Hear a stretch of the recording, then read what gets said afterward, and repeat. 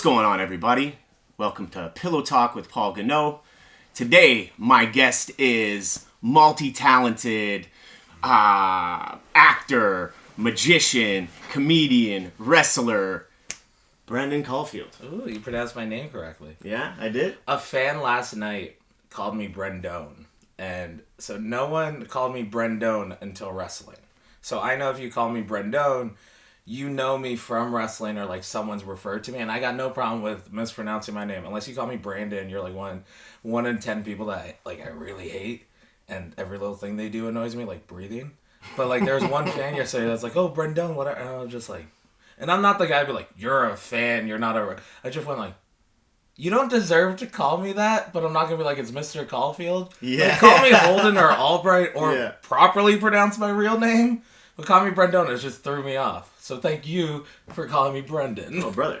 No worries. I think we actually had like a conversation when you did Lafiteria. That's how I know. Where did you come up with the name for that, by the way? I don't know. Honestly, man, when I was coming up with the names for the shows, I had a bunch of them that I just wrote down, and I was like, babe, which ones do you like? And she kind of picked a couple, and then after she kind of picked those, there was like only like 2 or 3 that she liked, and I picked Lafiteria out of it. It was just something I came up with, man. Yeah. No, it's a good name. I enjoy the name. I enjoy coming up with the names. Actually, that's what I'm trying to say. I like a clever name, you know? How did you come up with Holden Albright? Oh, this is fun. So I'm at wrestling training. My original gimmick idea, and this is like barely even like hitting the ropes wrestling training. And I do think you should have an idea of the name you want to use or a character, but don't force that you have to do that because you'll learn, I want to be a high flyer, and so you can't even do a front roll. Like, you're not going to do that. You're not Ricochet. But then when I was coming to, my first name I wanted to do was Stan Sizzle. And I just want to be like that white dude that thinks he's black. Okay. And I didn't even pitch that idea, which is in the back of my mind. I live in Brampton. I was always a token white friend. Yeah. So and I never appropriated the culture, but I saw the people that did. I was like, what the hell are you doing, Tom? Like, calm down. But so I was given 2 choices because of Catcher in the Rye of Holden Caulfield, and then there was a wrestler named Gary Albright, and I was given, hey, how about Gary Caulfield or Holden Albright? And I failed grade 10 math 3 times. Oh, man. So Gary Caulfield sounds like an accountant. And I want to run away from numbers. So I ended up going with Holden Albright, and then I'm looking around at almost all my friends, and they have a part of their name, and I'm one of the few people that's full first last name gimmick. Like Alexia Nicole, that's actually her name. Mm-hmm. Jody Threat is Jody. Mark Wheeler is Mark. Even Stratosphere is Stratos. Mm-hmm. And then John Greed, John is Don. And because this is a fun fact about him, so Facebook's connected for online dating things. Yeah. His Facebook's John Greed. He would introduce himself and go, whatever pickup line, hey, I'm Donnie. And I'm like, my anxiety's too high to admit to a lie as opposed to going, by the way, it says this is my name, but whatever. I only ever put my Facebook name as Holden Albright to change my Tinder thing so I could take a screenshot that was Holden Albright's Tinder profile. Mm. And I sold it as 8x10s. Dude, what you're saying about math, though, I failed math in grade 9. In grade 10, I had to do summer school both of those years. 2 weeks or a month. 2 weeks or a month. It was a month. Yeah, that's when you know you really screwed up. Yeah, man. Yeah, it was rough. And it's weird because it was a long time between, I graduated, whatever. It took me 5 years. Mm-hmm. And then there was a significant break. And then some events happened, and I had an opportunity to go to culinary school. Basically, I did this pre-apprenticeship program, and did so well that they offered the people who did the best in our class a scholarship in Humber, and I was like, I'll take it. And just to get in though, I had to do a test, and oddly enough, I did the best in math, man. It was so weird. I think that's where school screws you up. I dropped out of high school, and most of the credits I needed were electives. You can't go to summer school for drama. You go to summer school for, real stuff. And then I'm looking at like post-secondary things, and it's like you're not doing the same class every day for a period that you hate and only doing it for half of the year. It's like, oh, the math you're doing is the math you need.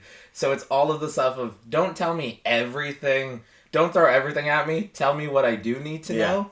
And then I got sent to an alternative school before I dropped out. And everything I was doing was applied and then university college. I got put in essentials math.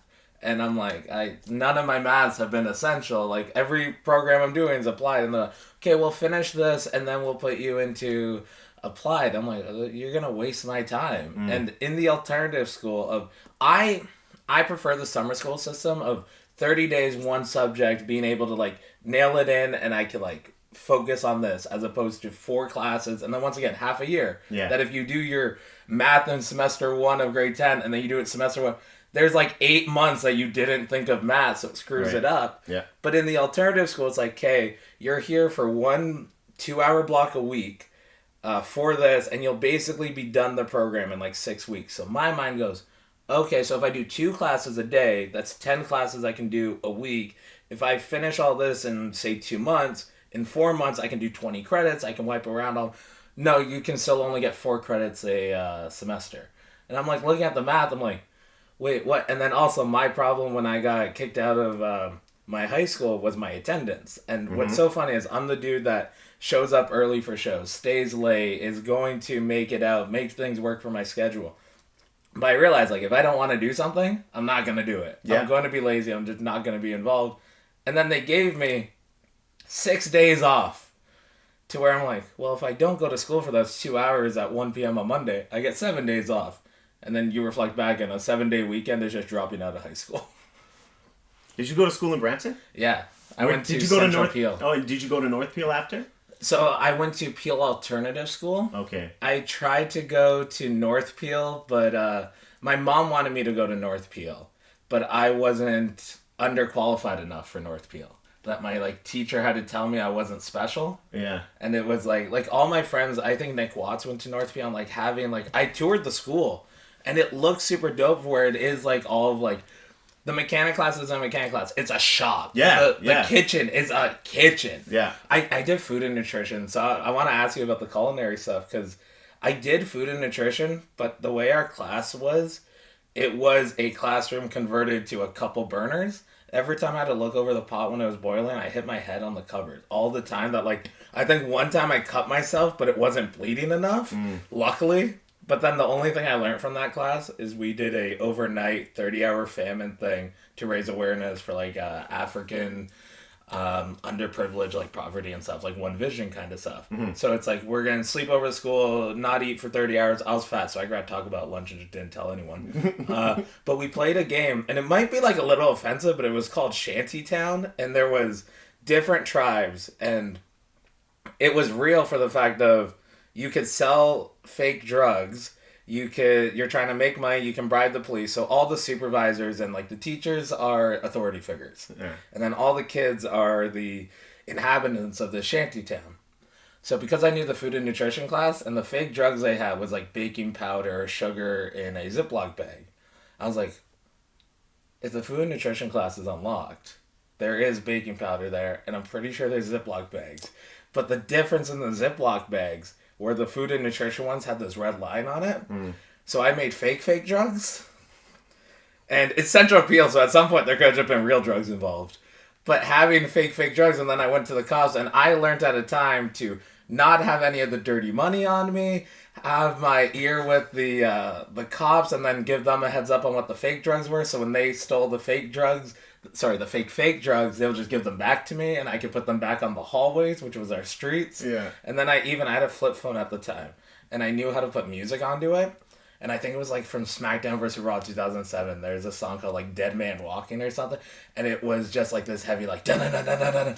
And I would, when I saw people hiding around the corner and doing whatever, I would start playing it on my phone, just walking down the hallway, and it literally terrified people. That's a screwed up school. But when the teacher brought a giant golden retriever, and that was cool. And we watched the Wolverine movie when it was leaked. Oh, that's dope. Yeah, we watched that. That's the one where what didn't have some of the CGI. Yeah, all the CGI was just like it looked like claymation. Yeah, I remember that. We watched that in like the teachers' lounge, and the teachers' lounge wasn't as cool as you wanted it to be. But also Central Peel. The first week I was there, we had a lockdown because someone robbed the Howard Johnson with a sawed-off shotgun. Okay. And we had a lockdown for that, and then there was a fight like 2 days in that two different groups of people got into a fight. Someone ran down the art hallway with the middle of the fence pole, like the chain link fence, like a javelin. Mm-hmm. And then they realized who was involved in the fight because everyone missed period 4 but came back for period 5 in different clothes. Mm-hmm. So they all just got caught. And I was like, that's my first day here. My first week here, I went from a Catholic elementary school to like the worst public high school that we didn't feud with other schools. We feuded with ourselves. We had no sports teams, really. Yeah. They just put in a football field right now. And it's so weird, like, looking, and I just miss them getting uniforms. But just looking back, I'm like, this was a screwed up existence. And then we were next to the class with, that were teaching life skills in our drama class. So every now and then you'd smell burnt toast, and you're like, stroke? No, they just don't know how to set the toaster. Gotcha. I like what you were saying, kind of, and I agree. Because I also wasn't like a good student in high school. I don't want to say good student. I had problems with attendance because I lived on my own at such a young age. You got real shit going on.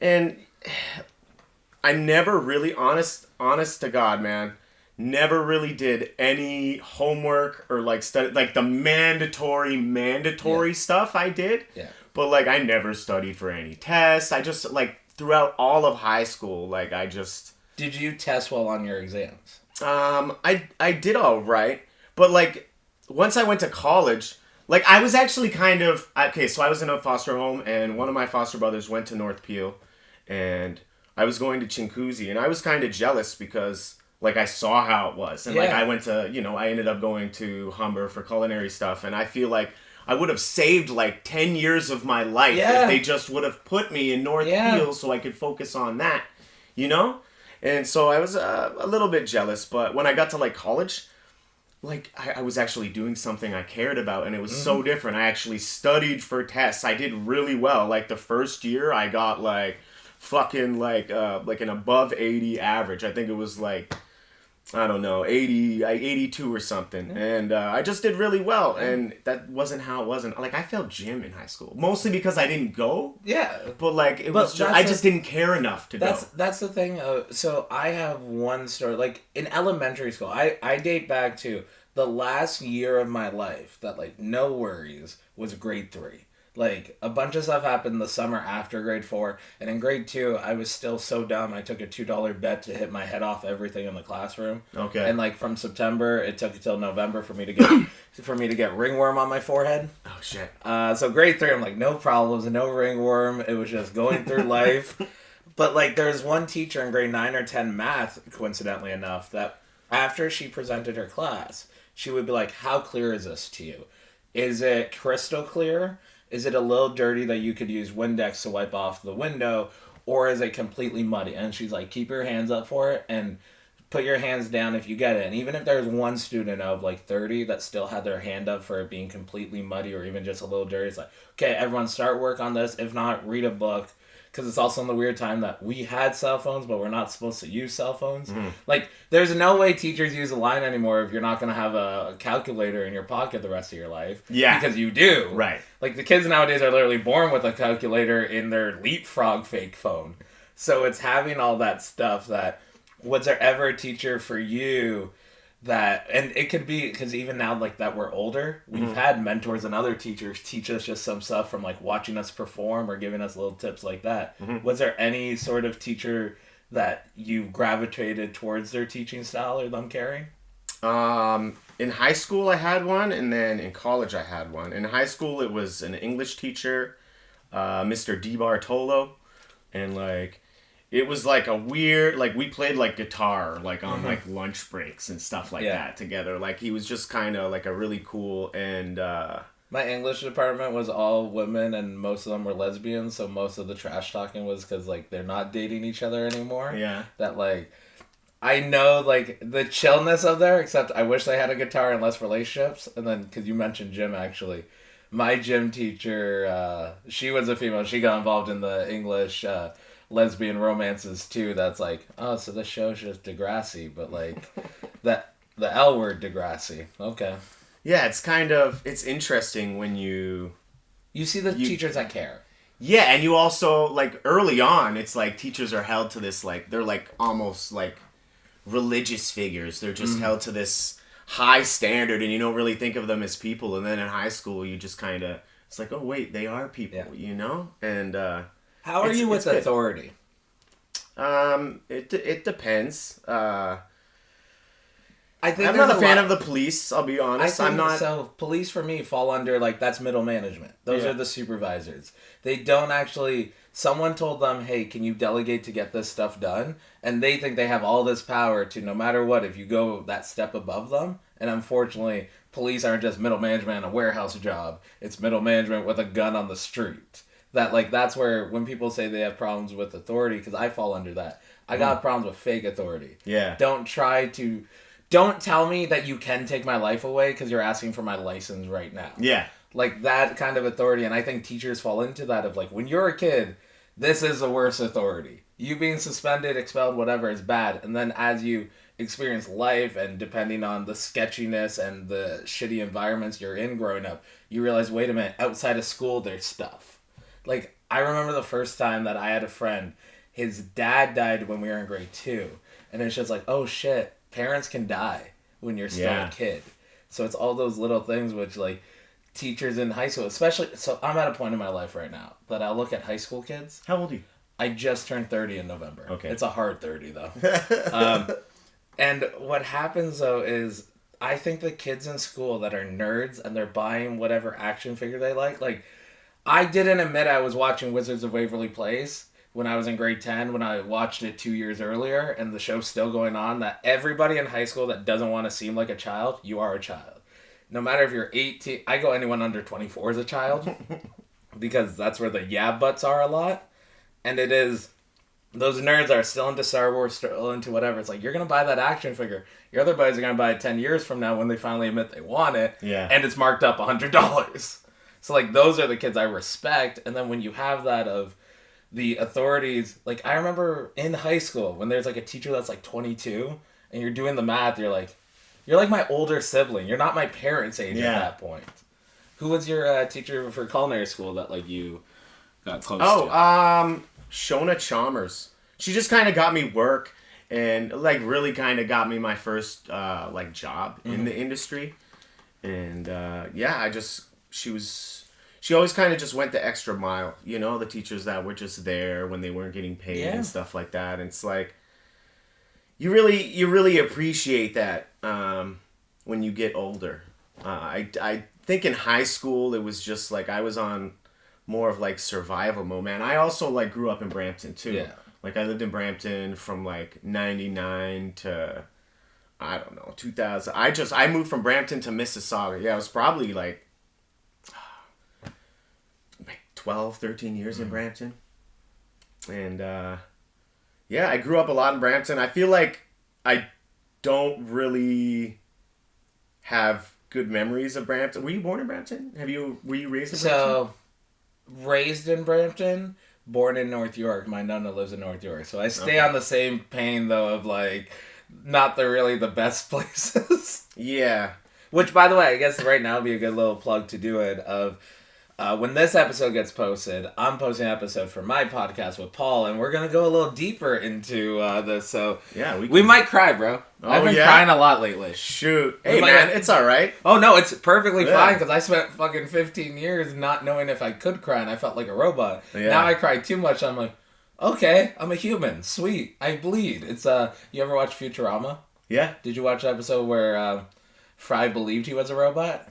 No. So he thinks he's a robot, and then he cuts himself to prove he's a robot, and then he bleeds, and the gimmick wears off in that moment. He just, me crying now. I'm like, okay, I'm not a robot. Yeah, it was hard. It was hard as a youngin'. Like, I feel like I just based on my situation, just had to act like an adult at a very young age. Yeah. and didn't really know how to process my emotions. And honestly, man, I don't want to be that guy, but therapy helped me a lot, you know? Well, so here's the thing, that little sentence of, I don't want to be that guy. Yeah. What's that guy you don't want to be? That I don't want to be the preachy guy. Do you know what I mean? But I highly recommend to anyone that is like debating or on the fence to just do it. Make your own choice. Yeah. Experience it. Don't have thought. This goes into the criticism and hate thing we were talking about and I think we were talking about off air of, if you don't like something, explain why you don't like it. If you love something, don't explain why you love it, because you're going to naturally come out. But here's the thing, it's going to naturally come out. They're going to talk so excited. They're going to talk about this storyline in this show and this. Right. But then when someone's like, I don't like that. Well, what don't you like about it? I just don't like it. Cool. Entertainment isn't for everybody. I read bad reviews. Like, as a DC fan, I get that a lot, you know? Like, the reviews, man. But what's your review? Yeah, exactly. There's someone that keeps posting, what do we think of this on their Instagram story? That's a friend in the comedy world. And I just look at that, I was just like, you shouldn't be asking, what do we think? You should just think for yourself and then do it. Yeah. Like, that's what leads to so many people being closeted with their nerdoms or even sexuality, that when you just have that little, I don't want to be that guy, I scratch that away and go, therapy helped me. You're the guy that God helped through. And therapy's literally a podcast of therapy. Having a good friend you can talk to. A therapist. And then I don't fully understand, like, psychotherapists versus, like, regular therapists who can administer drugs, who can't. So it's like, therapy's such a vague term. And then I think it is the fact of, I don't believe in toxic masculinity, but I do believe, like, estrogen and testosterone. And a lot of testosterone stuff is grit your teeth, work through it. You're going through these wars and battles. But here's the thing about wars and battles. There's generals, there's sergeants, there's the linemen, and you need everyone to work together. And if your brain... I haven't gone to therapy yet. I literally have an appointment on Wednesday. But I'm so chemically unbalanced perfectly that if I fix anything, I don't know. Like, because the scary thing is, a lot of, like, mood stabilizers, it lessens your happiness to also lessen your sadness. And then just living in a gray world where I'm literally looking around your room right now. This room ain't gray. Paul, you're not a gray person to me. You're a great person, but not a world of gray. Yeah, I feel like early on for me, it was like a hard... And I still kind of feel that way, where it's like... If, like, say I went and got tested for, like, bipolar, which, like, I've been, like, thinking I have for so long. Like, something in me, haven't done it, but something in me is, like, I've, like, given up. Do you know what I mean? And I'm not really sure why that is. It's, like, just, like, it's, like, I just want to... Like, say you had a terminal illness. Would you be the kind of person that would want to know, or would you rather just live your life and just go? So I would be the person of, tell me, it gives me a motivation to live my life, but I look at the other side of, are you the person that tells other people, or do you not? Because I'm I hate social media for people that will post, I don't believe in winners and losers. The only loser is dead people. And the winners are if you have a chance to breathe. And then the scale is, can you get out of bed? Are you stuck in a coma? Can you breathe on your own? Are you hooked up to a machine? Like, I go so basic on stuff of, I don't care what anyone does as long as they're happy. And if they're happy with $10 a day or $1,000 a day, whatever your happiness is, that's your happiness. And I think people feel like losers when the only engagement they have on their social networks is, I broke my foot, my cat ran away, my dog died, my grandma died. And it's all, you're only posting this negative stuff up there, so everyone's only consoling you. They're never lifting you up. Like, I hate when a wrestler gets injured and it's their 4th concussion in 6 months. And everyone's like, speedy recovery. I go in that comment section, I'm like, take your fucking time. Right. Do not, especially a brain thing. And you clearly have screwed up that this is your fault. Maybe the first one wasn't your fault. But number 4 is your fault. You're putting yourself in this situation. And it's just like so many people don't do stuff with their life, or they don't figure that, to where even if you just play a video game all day, did you get further in the world? Did you find a new dragon? Did you find whatever? Of like finding those little joys as opposed to, these people, every now and then I'll find someone on Facebook that hasn't used Facebook in like a decade. Like their birthday will come up and they haven't used it since like 2012, and I'm envious of those people. Like, I think the goal as an entertainer is be successful enough that you don't need social media. That's awesome. I like that. Well, do you, as an entertainer, if you had a team that you're like, I'll record my podcast, someone else is going to edit it, I'll schedule the stuff with my guests, and I'll pick who I want to talk to. Okay, here, I don't have to worry about booking venues. I'll book the show portion. I will go there. Someone else is testing the microphone, doing the camera crew. I don't need to even worry about my social media, especially... I think podcasts are great formats that you're able to talk and you're able to elaborate on your thoughts as opposed to 140 characters or 240 now. Whereas, like, context isn't there. And I don't know why I'm going to rant about social media. By the way, took a little break from comedy, and I think I'm coming back with the hard 30 of, like, 15 years ago versus today. Okay. And it's not social media for anyone but entertainers. Me and you, it's social media. Yeah. It's a goddamn social network. You're supposed to keep up to date and network with your friends and family you haven't met in a while. And someone had a kid, someone bought a house. Cool, congratulations. For us, we're creating content. But here's the thing. There are people that have regular jobs. And I think every job's important. If you get paid for it and something. If you build the screw that connects everything else, you're important. But if you have like 8,000 followers on whatever... Also, they're friends, but I don't know these people, so they're not friends. They're followers, but I'm not a cult leader yet. So these aren't real. And having that be... Anytime you write something, you can be genuine, but you're not authentic. That way, when you're talking, people are afraid to talk on the phone. I'm a big fan of word vomit. You will say something accidentally. And, like, there's a joke of, if you're racist when you're angry... You're always racist. Yeah. So if you drop whatever derogatory term, you are probably just holding that back all the time. Oh, for sure. And so having that stuff of, when you type it out, you might genuinely mean whatever you're saying, but you're proofreading it. You're making sure whatever your phone is has a red scribble underneath that goes, are you sure that's the way that you want to write it out? Yeah. Versus, like, slang doesn't get dictated there, that people are creating content and media isn't genuine. The moment that you're conversing or entertaining people, comedians, wrestlers, we're doing moments in the match to make you boo, to make you cheer, to make you laugh, to make you question. The moment we're manipulating your emotions, it's not a TED Talk. A TED Talk there is just to inform you. Yeah. That's the difference between stand-up comedy and any entertainment. That's why I don't even like saying comedian or wrestler or whatever. I just go entertainment. And calling it social media, if you own a TV and you can record yourself and you play that video on your TV, that doesn't mean you're a TV show host. Yeah. If no one watches it, you're not the dude that's hosting the breakfast television show. It's for us to be entertainers to use it, and we don't want to use it, and these people that want whatever attention they want, and then there's just cowards that'll use burner accounts and such like that. And I'm at a point now in my life / entertainment of, you have to, if you've been along the ride for 10, 20 years, cool. I'm glad to have you here. If you're just joining, I hope you enjoy the ride. But just because you came here in 2023 doesn't mean I should give you access to 2015. Like, even like my old podcast, the archives are going to go up. And here's the thing. If you want that access, sign up for the OnlyFans. Sign up for the Patreon. Sign up there to get the extra access. To where I, as a business guy, I now have your emails. When I release a new shirt... Who am I going to email those shirts to? Instead of just blasting it on social media for random people that aren't interested, I know you support me. Here's also $5 off. Oh, wait, you're in North Carolina? I have a show coming up in North Carolina. I'm going to target you. And I think the term is direct to consumer. I've been listening to a lot of business podcasts and reading books. So DTC and like a lot of newsletter stuff that people don't fully think about.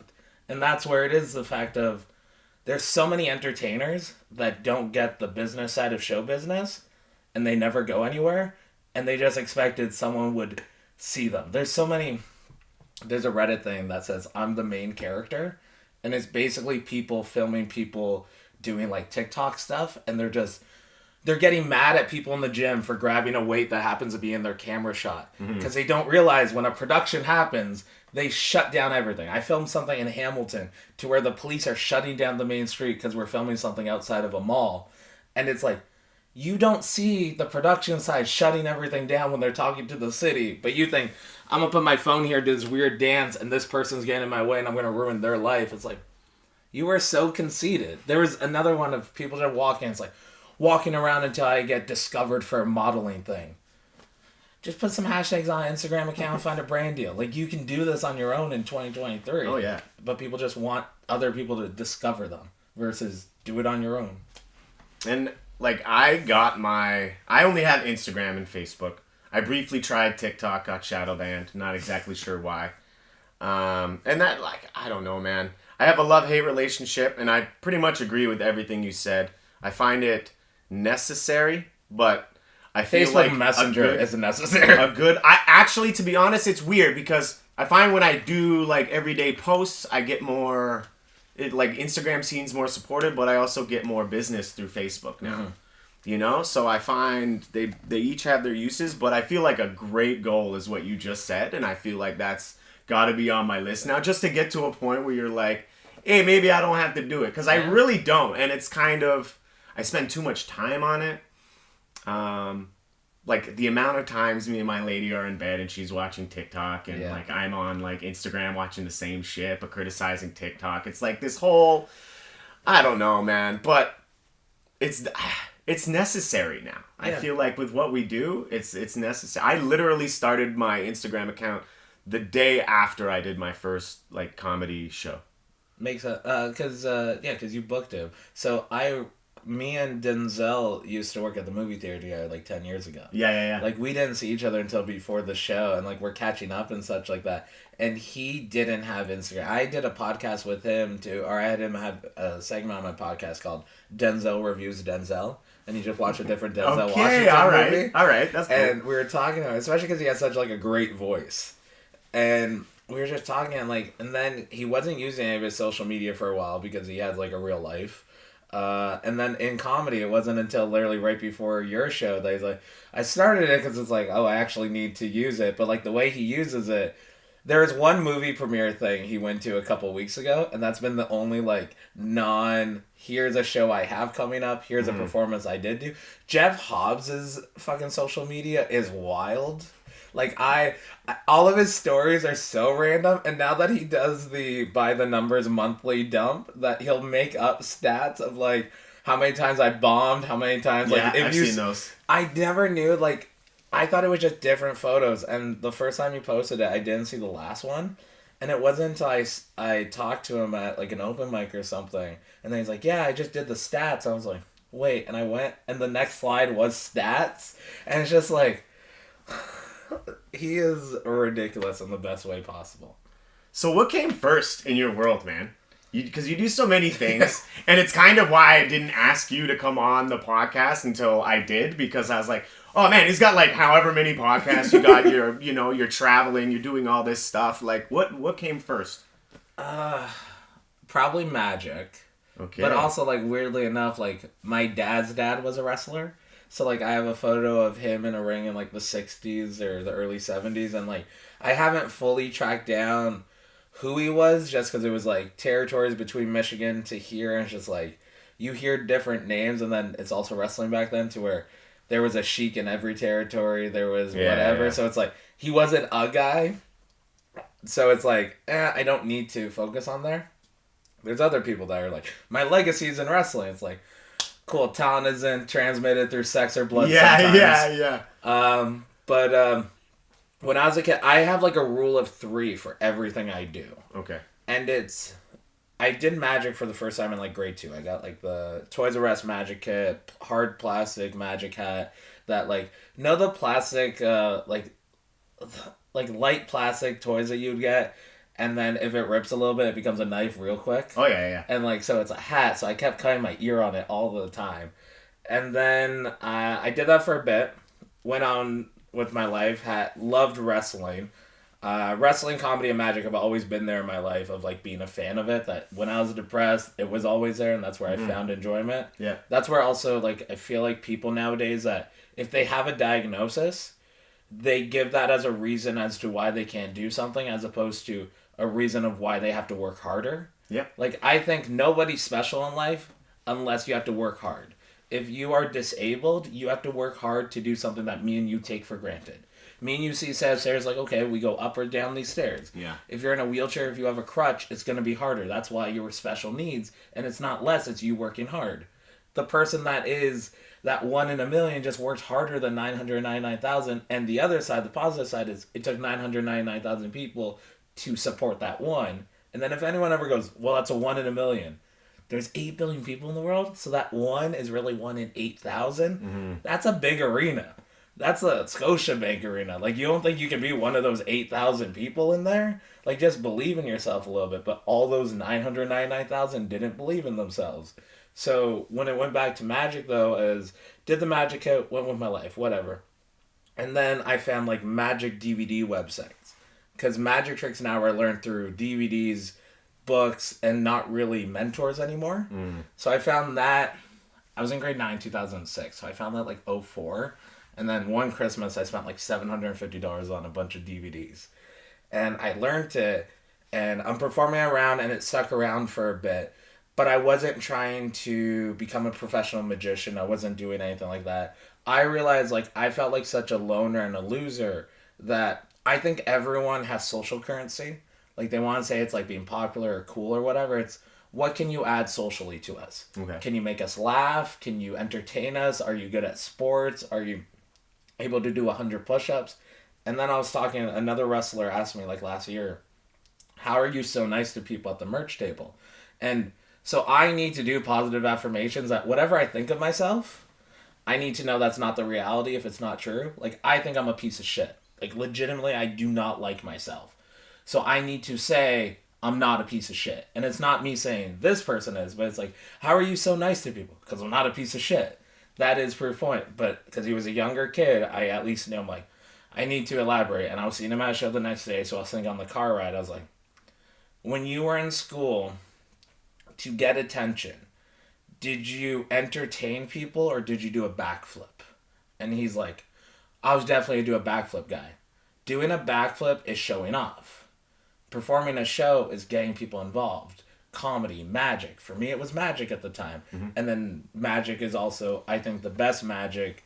There is comedy elements to it because even the best comedy isn't punchline, punchline, punchline. Some of it is heavy thoughts and things you don't want to think about or things you don't want to hear. And then, so it's having that sort of thing. And then, right before I turned 19, I think I was 18, I did an open mic spot in Mississauga. And I had no life experience yet. I just didn't do anything. I dropped out of high school. I would say someone else might call me a loser or whatever. I was just living a life, and it wasn't a life well lived. Oh man, I just don't like the net. Man, I think honestly, you're an inspiring dude, and I like you, and I hate to hear like all this negative shit. But that's the thing of like hating to hear it. It means that's something that you need to hear because it is on the flip side of people that see the surface level. So in wrestling right now, I'm switching my character up. And it is the fact of, I think in wrestling, and I've coached it to where your gimmick's your occupation, your character is how you order a drink in a bar. Okay. Not every garbage man is going to order a drink the same way. So if you think your gimmick is this, it's like, no. It's how are you to the wait staff? How are you when you walk down the street? How are you as a person? It's the same for comedy. You need to find your voice. And in entertainment, your voice could either be authentically you, or it could be you. Larry the Cable Guy isn't Larry the Cable Guy. Because we've seen the early stand-up of him going, oh my God, he doesn't have the accent. And it is, your voice is your act, your character. And then in the world right now because it clicked with me a month ago. I was listening to a podcast. Someone wrote in, and they apologized. They were like a law clerk. Like, they worked in the law office helping out. They were 54, and they're like, I'm sorry if my email is a little difficult to read. I have dyslexia. And the email was perfectly fine. To where nowadays it is people going, they're trying to find a reason why they can't do something, as opposed to when you find the reason of not being able to do something, either you're not. So I always say, I'll never be a 7-foot tall black dude. Even if I switch my genders, I'll be a trans white woman. I'm not a 7-foot tall black dude. If my life is dependent on being a 7-foot tall black dude, I'm not going to live a life properly because I have these unrealistic expectations. Mm-hmm. If you want to run a marathon and you don't have the lung capacity for it, why are you going to torture yourself just because you want that? And so having this of me being the way I am, and the way I broke it down for my wrestling character now is I've cared so much about other people, and I put other people above me, that when you love so many others, you can't love the ones that are closest to you. And a lot of people go, before they even get to burnout, they're afraid of burnout. People are afraid of the border before they even looked at the border. Mm-hmm. It's like, no, we have cases of people in wrestling of they're turned around from the border and they work either really hard where they're allowed to be, or they travel everywhere they're allowed to be. They're not using it as an excuse of why they can't do it. They go, I can't do it that way. What's the other ways I can do it? In 2023, entertainment, the barrier is so low, but people still see a barrier that they can't climb over. Mm-hmm. Okay, then pick another barrier in your life, because your life is well lived. Like, I started asking someone recently, because I have a few, my friends are literally 18 to 70. I got like a wide range of people I talk to. Yeah. And I asked, like, at what point can you stop saying someone died young? And I think it's 25. Anyone over 25, they lived a life. Like, because I compare it to, it's not about a glass being half full, half empty. I will have a jug of water. I do not want to have a jug of tequila. Give me a shot glass. Mm-hmm. That shot glass is just enough. And unfortunately, people die when they're 1. People die when they're 10. People die when they're 105 and they smoke cigarettes every day of their life. Yeah. The glasses are different sizes because when you go to a store and you see all the glasses, there are different size glasses. So when you're comparing it to whatever, like right now, I'm in a mode of my life of realizing my dad passes away in August, but it's not that he died that I feel like people don't fully realize. It's I found him dead. Like, and in 2023, no one just dies. They die in a hospital slowly, normally. Mm-hmm. Or there's like an overdose or something like that. That people just dying and being found. Like, I'm fucked up, so I bring stuff into entertainment. I knew. So in the moment, I now know fight or flight response. What happens is I pull my dad off the bed while the 911 operator's on the phone with me, telling me how to give them CPR. Mm-hmm. I now can say for the rest of my life, and the best way to use it is in a wrestling promo, is I know in a fight or flight response that I will fight. And I've fought death and I've lost. I breathed breath into a lifeless body and I lost. Most people never fight death and lose, and they're still able to live afterwards. Mm-hmm. So it's now realizing, and then I did the math, and this is where if I go down the rabbit hole of patterns and shit, I'm going to go crazy. So I'm going to acknowledge it and then walk away. My dad's dad died, so I had no grandfathers. I had one step-grandfather for my nonna, but my nonna's my only, like, familiar, actual family member I had, like, that was, like, 2 generations above me. Mm-hmm. My dad's dad died when he was 65. My dad died at 56, and my mom's dad died at 47. And I look at that, I'm like, and this is something, like, legitimately I've tried to talk to my sister about, to where she doesn't understand because her mom's alive. Her grandmother's alive. I have no fraternal family members that I can look at a line and go, And so it's more likely I die before 40 than live past 65. And I look at that in either, and this is the duology of like me battling it now of, do I live recklessly or not? And recklessly for me, I'm not doing a bunch of hardcore drugs, but I'm not sleeping a lot because I'm doing so much stuff. Yeah. That am I wearing away of me, my bandwidth and that, to now realize it. I'm in a moment in my life that I've done a lot of things. So now the point is, what do I want to do? And that's a hard question because normally people want to do stuff they never try. Yeah. To where I am being told all the stuff that I have done. I'm like, oh, yeah, cool. Like, when I did your show, I just started doing magic like the night before for comedy. Because I thought comedy had to be comedy. Don't do magic. And I'm like, I'm going to do a magic trick. It was great, dude. It was great. So the thing I filmed last week, Tim Dillon was there, the comedian. Yeah. And I asked him advice as like, because I love, the seminar question I will always ask people is, what's a piece of advice you hear a lot that you don't agree with? So it puts them on a weird footing. Mm-hmm. It's not the most important advice you got.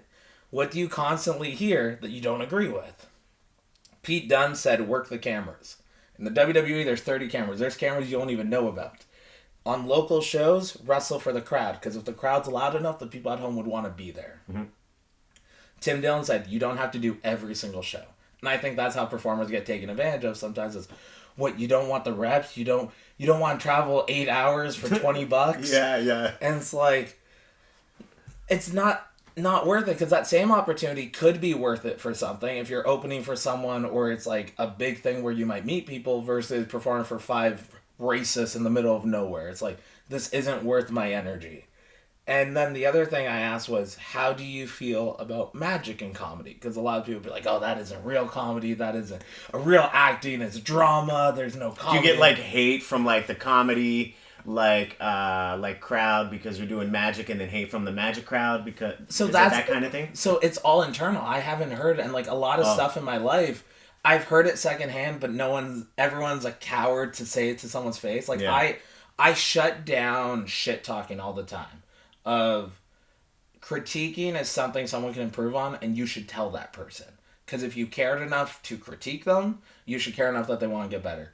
If you're talking shit about them in a car ride, I can go, I don't like this person asking, internet, what do we think of this on their Instagram story? But I just now know I don't need to do this, but I also don't need to tell them not to do it because that's what they want to do. Exactly. Yeah. But if it comes up in a conversation and I see them, like, I'm not naming their names, I'm not doing whatever, but I'm like, I would ask them, why do you post this? Because I want to know why, as opposed to, you shouldn't do it. Yeah. Explain to me your thought process. And most people, the best part, I love the question why, because it's such a loaded, hard question.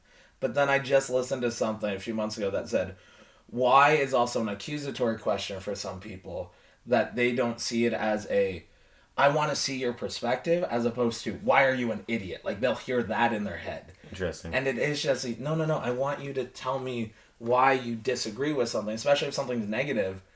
We don't need to say everything that's negative in our mind, because that's, like, for trolls online, if the joy you get out of life is making someone annoyed with you enough to block you, or to just have this hatred. I don't believe in religion, but I'm starting to believe in like karma and the universe. And it's not about what you get in return tomorrow. It's about in 10 years, and it'll pay off. Like, I'm sure, reflecting back of like your youth and stuff, you didn't think you would be where you are in life right now. Right. Like, you as a father in a few weeks at this point is way different than if that happened 10 years ago. And you're more prepared for it now. Mm-hmm. And it's I think gratitude. There's a 21-year-old on the set this month, or this week, that I just asked because he started doing acting. I'm like, oh, so what do you want to do? He's like, I want to do acting. I'm like, oh, do you have like a story that you want to tell? I have like a TV show idea in my mind and 3 movies. Yeah. I think too much. And he's like, oh, well, like, I want to live my story.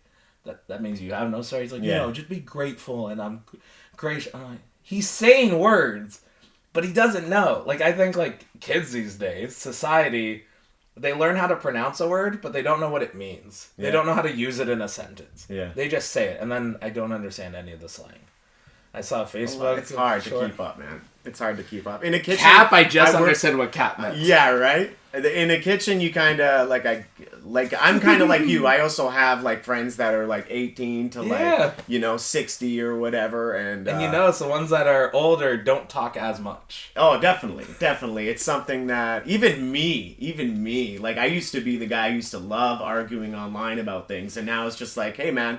Like, we can disagree. I can get along with people that I disagree with, like, any day, you know? Well, that's the thing of people wanting to be loved by everyone is a natural human want. Yeah. But it's not a need. If you need to be loved by everyone, that's going to ruin your life. I literally posted this the other day of when I was younger, I used to say, give me 2 minutes, I can figure out a viewpoint on a stance of a situation.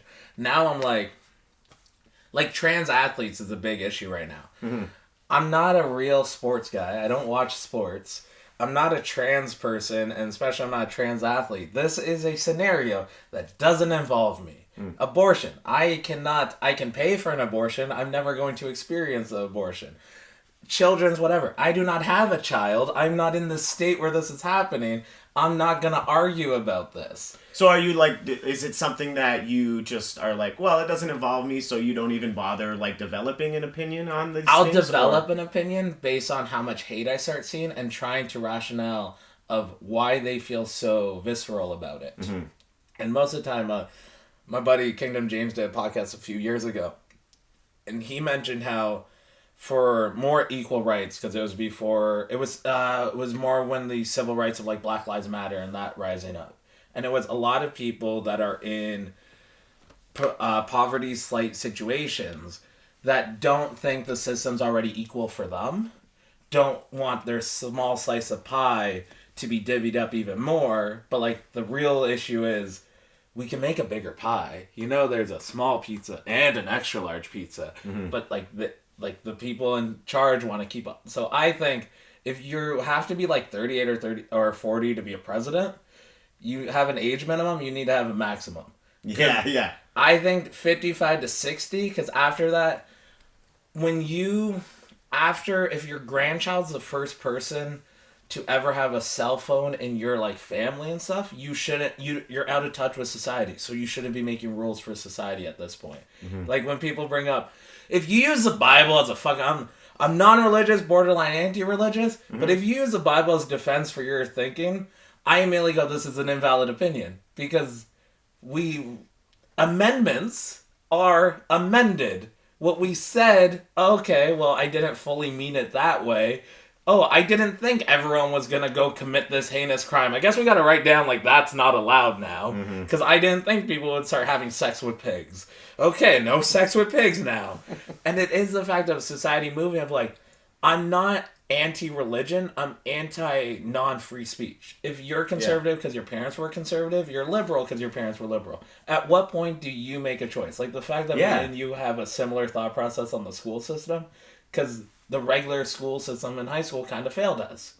Luckily, it didn't impact the rest of our lives, but there are people that aren't as lucky and fortunate as us, that it screwed them up and they didn't see the alternative. That's why I like summer school. Once again, I think that it should be programmed in of knowing this stuff, and then also, what do you need to know, not what we need to teach you. Because it's just filling up space and wasting time. I rant a lot. No, man. It's a lot to take in, and it's good stuff. Thank you. I appreciate it. Very intelligent dude. Well, that's where it just and I agree with pretty much I don't really have... The thing... it's because I think, I don't just talk. It is having the, why do you think this way? They're your opinions. You're not just, like... No. Regurgitating stuff. And, I... Like, with the... I think people... Going back to... I think people just like to... Have a voice. Well, the excuses thing is something that, like, I was trying to get at when I was talking about the bipolar thing. It's like, some people like to have an excuse. Yeah. But I'm the kind of person that's like, I don't want to have... Like, for a long time when I was doing stand-up, like, I'm a big stoner. I smoke a lot of weed. Not a big drinker. And for, like, the first 2 years of doing comedy, I didn't smoke before shows because I didn't want to have an excuse on why something went wrong.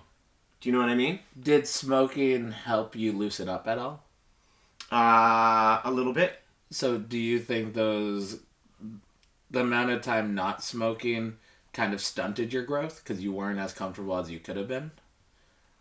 Because there is a difference between the people that don't want to, because you mentioning, because I look at it as self-medicating, especially if you have the stuff that's like, this is why I'm a sativa guy, so that I can, like, not just eat everything and chill on the couch. Yeah. But it's so that, like, me smoking slows me down. Like, I wrote it down as a joke, but, like, it is why I think so much of, like, having something, and I've never used a fidget spinner, but I realized, like, I like keeping my hands busy. Oh, yeah. Like, I thought fidget spinners were just as weird toys for kids. And I was just like, this is just weird. I don't understand it, whatever. And then, like, as I realized, like, oh, yeah, I play with my pens. I talk with my hands a lot. And then when I'm smoking, that's why, like, I smoke cigars while I'm driving now. I can't smoke weed while driving if I don't want to get pulled over and questioned. And then there's also, and I'll admit to it, of, like, you feel like a fucking boss when you're smoking a cigar while driving. And not the Tony Soprano element. That's what I was going to say. Because it's Blunt-esque. and you're just like smoking this thing that like anyone that might be, especially in Brampton, like motherfuckers are smoking a blunt while driving. It's like, it's not, but like, respect me, okay. Like, I'm anti-cigarettes just because I don't, like, kids nowadays are getting into vapes and they haven't done like cigarettes. I'm just like, what are you getting off on the nicotine and tobacco of like, at least a cigar, there is an element to it and it forces you to slow down. You're literally on a USB drive just inhaling nothing, to where if you do whatever drugs, as hard as whatever to as light as weed, whatever helps you, helps you. But if you're doing it to have a better time, you're self-medicating is also self-harm at that point. Yeah. To where when asking, like, I think that there is a, like, I have a couple friends that if they ever kill anyone, I know they were sober. Like, I don't trust them if they're not high. Mm-hmm. And they're high all the time, so that their natural sobriety level is a little buzz that I know if I ever hear, like, they went crazy, oh, they didn't get an ounce this week. Yeah. And it is one of those things of, like, when that pressure... So I have a shame and embarrassment thing of, I think everyone can be embarrassed whatever they're embarrassed about, but shame comes from outside. It's other people saying, wait, so you perform on stage? Like, aren't you scared, like, you're not going to be good? Oh, wait, you're having a kid. Don't you think you're not... And you're just like, I already have these thoughts. Why are you putting this on me? And then it's also the... Like, for me, I'm a bigger dude. I can relate to being misgendered. I was born male. I identify as male. I got goddamn facial hair. I'm proud of it. But I also got fat titties. I got man boobs. So every now and then, though, like, someone would be like, oh, miss or ma'am. And I understand how that would make someone feel irritated if they're trying to identify because they don't feel comfortable in that. But I can understand that, but I'm not going to be like, this person did it to completely hate towards me. It's like, they made an assumption. I'm trying really hard to always just say they, just because in general it'll be easier, and I don't know most people's names. Mm-hmm. So I'm just going to be like, they, and then now we live in a world that people don't want to be called he or she. And anyone that argues that they is a plural, I go, you don't know your coworker's name, and you have to tell a story about what happened. Oh, yeah, they picked up the knife. Yeah. Oh, so you use they for this one person that you know. Yeah. And it's just like, you don't have any real problems in life, that your problem is other people are going to make you work. Ed the Sock, I put this on my Instagram story, just said, trans people are such a small percentage. Why are you wasting your time focusing? And people are talking to Ed the Sock, which is a puppet. Yeah. And a sock puppet named Ed in the comment defending that they don't want to believe in these fake labels. Well, Ed, what you don't see is, like, I don't want to believe that. I'm like, you're talking to a sock puppet, and you're identifying the sock puppet by their name. Yeah. But I just look at the hypocrisy, and that's where it's like, when you're younger, they don't realize. That's where it's like, I'm not going to argue with you guys anymore. I'm going to see this and go, oh, you're too dumb to deal with this. And that's why it's so hard, man. And honestly, I've had some people that that have, like, we've almost gotten into an argument. I'll be like, hey, man, come on the podcast. Let's talk about it. Because I'd much rather talk about... People don't want to talk. That's the thing. Yeah. They want to tell and not talk. Like, people don't have... So I think people don't have beliefs now. They have thoughts and opinions. The difference is opinions is, I don't think anyone should die. The thought is, I don't want to die. But if you believe no one in the world dies, you're delusional. Yeah. I had to tell people, and I was like, because people live easier lives. And I'm not going to hold it against them that my life was harder than theirs was, because I'm not going to trauma compare. And I just go, do you think everyone that's ever murdered someone's been caught? And they said, yeah. And I went, oh, you don't know about serial killers then, huh? And I had to, like, ruin their moment. And it was just realizing, like, this is a person that... And I realized, one of my buddies told me the other day of, they push people away out of their lives. And I feel like I push people away by, like, testing them and us headbutting each other, but it's for that growth. Iron sharpens iron. It's lonely at the top, not because someone was selfish, and, like, the heartbreak I have right now that I keep going back to is, it took me so long to feel like I actually had friends. Like, I always compared, like, I had friends, but I felt like the fifth dude in a 4-car car. Of, like, oh, if we had one more seat, so I knew about the party, or I knew about what was going to happen, but there wasn't any room for the invite. Oh, if someone bails. And then there was something in my life that happened like that, like in a family shit. And I was just like, this is literally the hypothetical thing in my metaphor, and it's actually happening right now. I'm moving away from this scenario because it's not on everyone else to make you feel comfortable. It's on you limiting how uncomfortable you are and realizing if you're offended by anything, that's a you problem. Right. You don't have to take it out on the world. And that goes into, like, I had a stand-up bit I was doing, because most of my comedy is just conversations I have with people, and then I remember it. Like, I respect so much comedians that are, like, very Jerry Seinfeld. See something, we'll talk about it. Because all my stuff is just real experiences. And one of the things I was going to mention, because I was just seeing a lot of, like, pedestrians need to be reminded that, like, cars can kill you. And then someone ran over, like, 4 generations of a Muslim family out of hate. And I was like, people reminded, but unfortunately screwed up my joke. Yeah. And, like, there's a little part of that of, like, hey, I lost my virginity the first year of the pandemic. I lost my virginity 3 months before I turned 28. I could either be like, oh man, I didn't lose my virginity, but I look at the last 10 years of my life, and I did so much in my life, and my life wasn't achievement unlocked based off sexual conquest or stuff that doesn't matter. Oh, I drank so much last night, or I did this. It's like, where's the fulfillment in it? It's very much empty gas. So it's like, that's where I am in my head right now. Of like, what do I want to do? Because I've done so much. Like, with you becoming a parent, like, that has to be scary. Yeah. It's Was it planned? Yeah, it was planned. Fuck yeah. Yeah, man. Not an accident. And I only came in her once, so it's like, you know, for all the weed I smoke, I got some pretty efficient sperm. You're just time efficient on it. See, I got ejaculation dysfunction. I made too many jokes about Team No Baby, so I can't finish. And then I'm like, oh, the parking meter's going to go off. It's past 2 a.m. I think I'm going to get a ticket on the street. Shit, man. You want to get into top 5? Sure. Do you want to do that? What do you want to start with? Let's start with dream matches, because that one's just for you. Okay. So I have people on my list that I want to wrestle because I think the benefit of any entertainment, but specifically wrestling, is you get better being in the ring with someone because you'll see how they put together stuff and things like that. And I would do Samoa Joe. Nice. Tomohiro Ishii. Eddie Kingston. Yes. John Moxley. And I want to put Danielson in there, but I feel like all of these should happen before then. That for that one, I want to go like with a hardcore guy, but there isn't anyone like.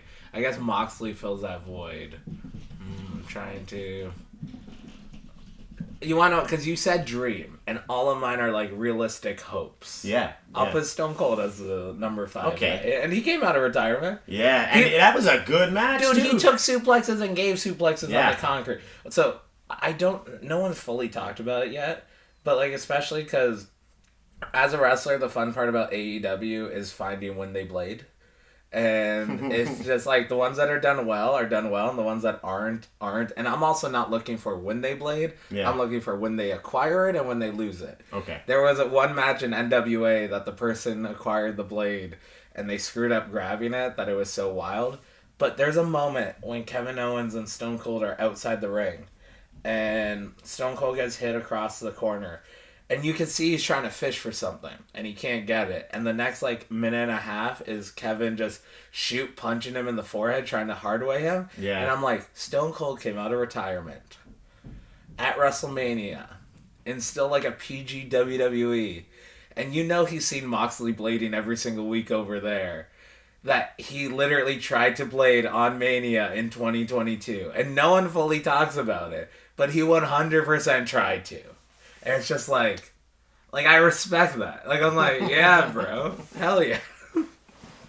Yeah, I like that. He's probably my goat, my wrestling goat. I got Stone Cold tattoo on the calf. Shit, that's dope, man. Yeah, that's awesome. Jimmy, referee, also, I literally tell him my tattoo ideas and he makes it better. I was like, a broken skull. And then he took a photo of him working on it. It had the smoke coming out of it. It had the rattlesnake. And he put a photo on his story. He's like, is that my tattoo tomorrow? He's like, yeah, I got carried away. I'm like, go ahead. Great. Yeah. I asked for a playing card. He added the flourish. I said a dagger that kind of looked like a shark. And if I ever find the drawing I did, it looks like this with Down syndrome. Shoot, man. Dude, I really like this one. Yeah, and so I wrestled. This part's a little wonky because I got this done and all freehand. But I got the stencil of Toronto and the red part first, but then I accidentally wrestled 5 days. Like, got the tattoo and then wrestled that night. And then I wrestled Josh Alexander on the Sunday. And he said, because it looked like there was an oil painting on my arm. An oil painting, if it's a fresh tattoo, is not a good thing. And he's like, it looked like and felt like you had gangrene. And I was like, ugh. So I was actually telling someone the other day, I need to get this retouched up for that reason. But like, I build, destroy, refresh, restart. All right. Whatever you do in life, you can always restart. Dig it, man. Like, if I ever get my knuckles tattooed, it's going to be don't quit. And, like, it doesn't mean, because I said, like, if you can't accomplish the thing you want to accomplish, create a different goal. Don't quit on yourself. Like, when you asked me beforehand, is there anything else? And I made a suicide joke reference that, literally, and I've told people this recently, and it fucks with people, and I don't know how I feel about it fucking with them, because it's just honest. Yeah. If they can't handle the honesty... Like, it lives in my world, so you get the benefit of checking out. But it's every day on my to-do list. I do so much stuff that every day on my to-do list, the bottom of it is kill myself. And as long as I keep that whole day just busy and doing a lot of stuff, and I don't get to the suicide part, I'm doing all right. I don't want anyone, I've made jokes like, I haven't murdered anyone yet. That if I ever murder anyone, and if I ever kill myself... No one that knows me is allowed to say, I didn't think this would happen. You can say, I hoped he wouldn't do it, but you're not allowed to say, I didn't think he would. Fair. I bring it up all the time. So I was like, no, my wrestling gimmick was a murderer. The bio's still pro wrestler, amateur criminal.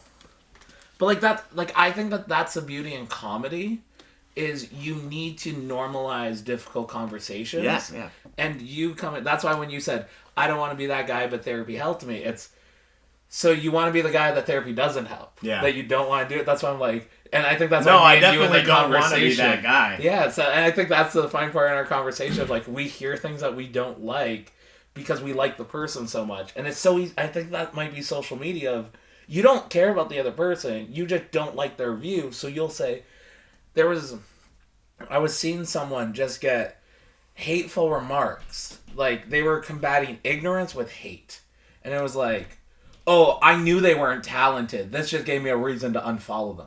Then why were you following them? There's another person I know that's like, oh yeah, I'll follow people all the time and mute them. I'm like, if you're muting someone, why are you even bothering following them? Like, I block people immediately that I think don't deserve my time.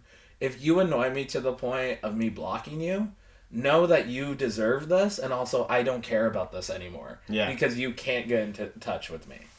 And then it's also my way of telling you, go fuck yourself, and being 5'11" and 280, I come off threatening if I do that. I've tried to get into like 4 fights in the last couple years. Because people want to fight, and when they realize, just hit me first. I know I could take yours. Can you take mine? Yeah. And they never fight. Like, I'm like blue-balled in fights, to be honest. Someone fight me. Well, someone gave me the advice, like, you need to go to a bar and get into a fight. I'm like, no, that's assault. But if it's in a locker room because someone's an idiot, or just in life of someone like a coworker or something, it's like, no, you want to act all tough and shit? Put your money where your mouth is. Punch me. Let's see. I haven't been knocked out yet. I come to work with a bloody head every now and then and a chipped tooth. Let's go. Yeah. At least I get paid in footage for that. This will just be for fun and a day off work tomorrow. You lost your tooth wrestling? Both times for the title. So the top one, Madman Fulton chokeslammed me off of the apron, onto a guardrail, and it flipped over and hit me in the mouth. And it tapped me enough. It was the top one. It tapped me enough that I was like, oh shit. The foot of the guardrail hit Jimmy in the throat, actually. So when people were checking in on me, just because the guardrail was too far, but also the anti-religious thing, because I went to take the bump like this, that I compared it to Jesus on the cross. I'm pretty sure, like, I have friends that are religious, so I'll post stuff like that, and I think they don't want me to post it, but, like, they don't hate me, so they're not gonna go, and I now post memes, and then I'll just archive them afterwards. I'm like, it's a way to get traction, and it's like, I don't want this to stay on my profile forever, but it popped me. I want to pop my friends and people I care about. And then the bottom one was, Me and Gabriel Fraser wrestled a 61-minute 2 out of 3 falls match, and he hit me with a chair. And the way I like taking the chair is there's a way for it to break over my head. So I went to do it, and then there's also a way of most people blade after they get hit, which is why most people see it happen. I bladed right before I got hit. But Fuerza saw the blood starting to come down, and he freaked out that he didn't put the chair flat over my head. He tipped it a little bit, so the bottom hit me in the mouth. Oh, shit. And I thought, like, all my bottom teeth got knocked out. I roll to the outside. I'm bleeding. I know I cut here. I see blood going down, and I know I got hit in the mouth. So I'm like, am I missing like 4 teeth? Like, there's so much going on in my head. And then I even make the joke of, I'm either a really good bad wrestler or a really bad good wrestler because I bladed and then got hard weight at the same time. So it's like, I don't know which one I am, but there is good in there somewhere. Damn. Do you want to do... Let's do comedians. I'm curious. Yeah, I can go through mine quick. I've done them before a couple times. Number 1, Joe Rogan. I've been a fan of his from just a while, and I love What was the growth. first thing you saw Rogan in? Ever? Yeah. Fear Factor. Or maybe, I would say probably Fear Factor. And then, actually, I feel like the comedy thing was the last thing I found out he did. Like, it was like the commentating, and then maybe the podcast, and then comedy. But I had his first special on DVD. Like, I've been a fan of his for a long time. And the growth is something that I really like of him. Like, I watched Fear Factor, and then, because, like, if you're our age, you can't avoid Fear Factor. But I watched news radio because I like sitcoms. I saw that after.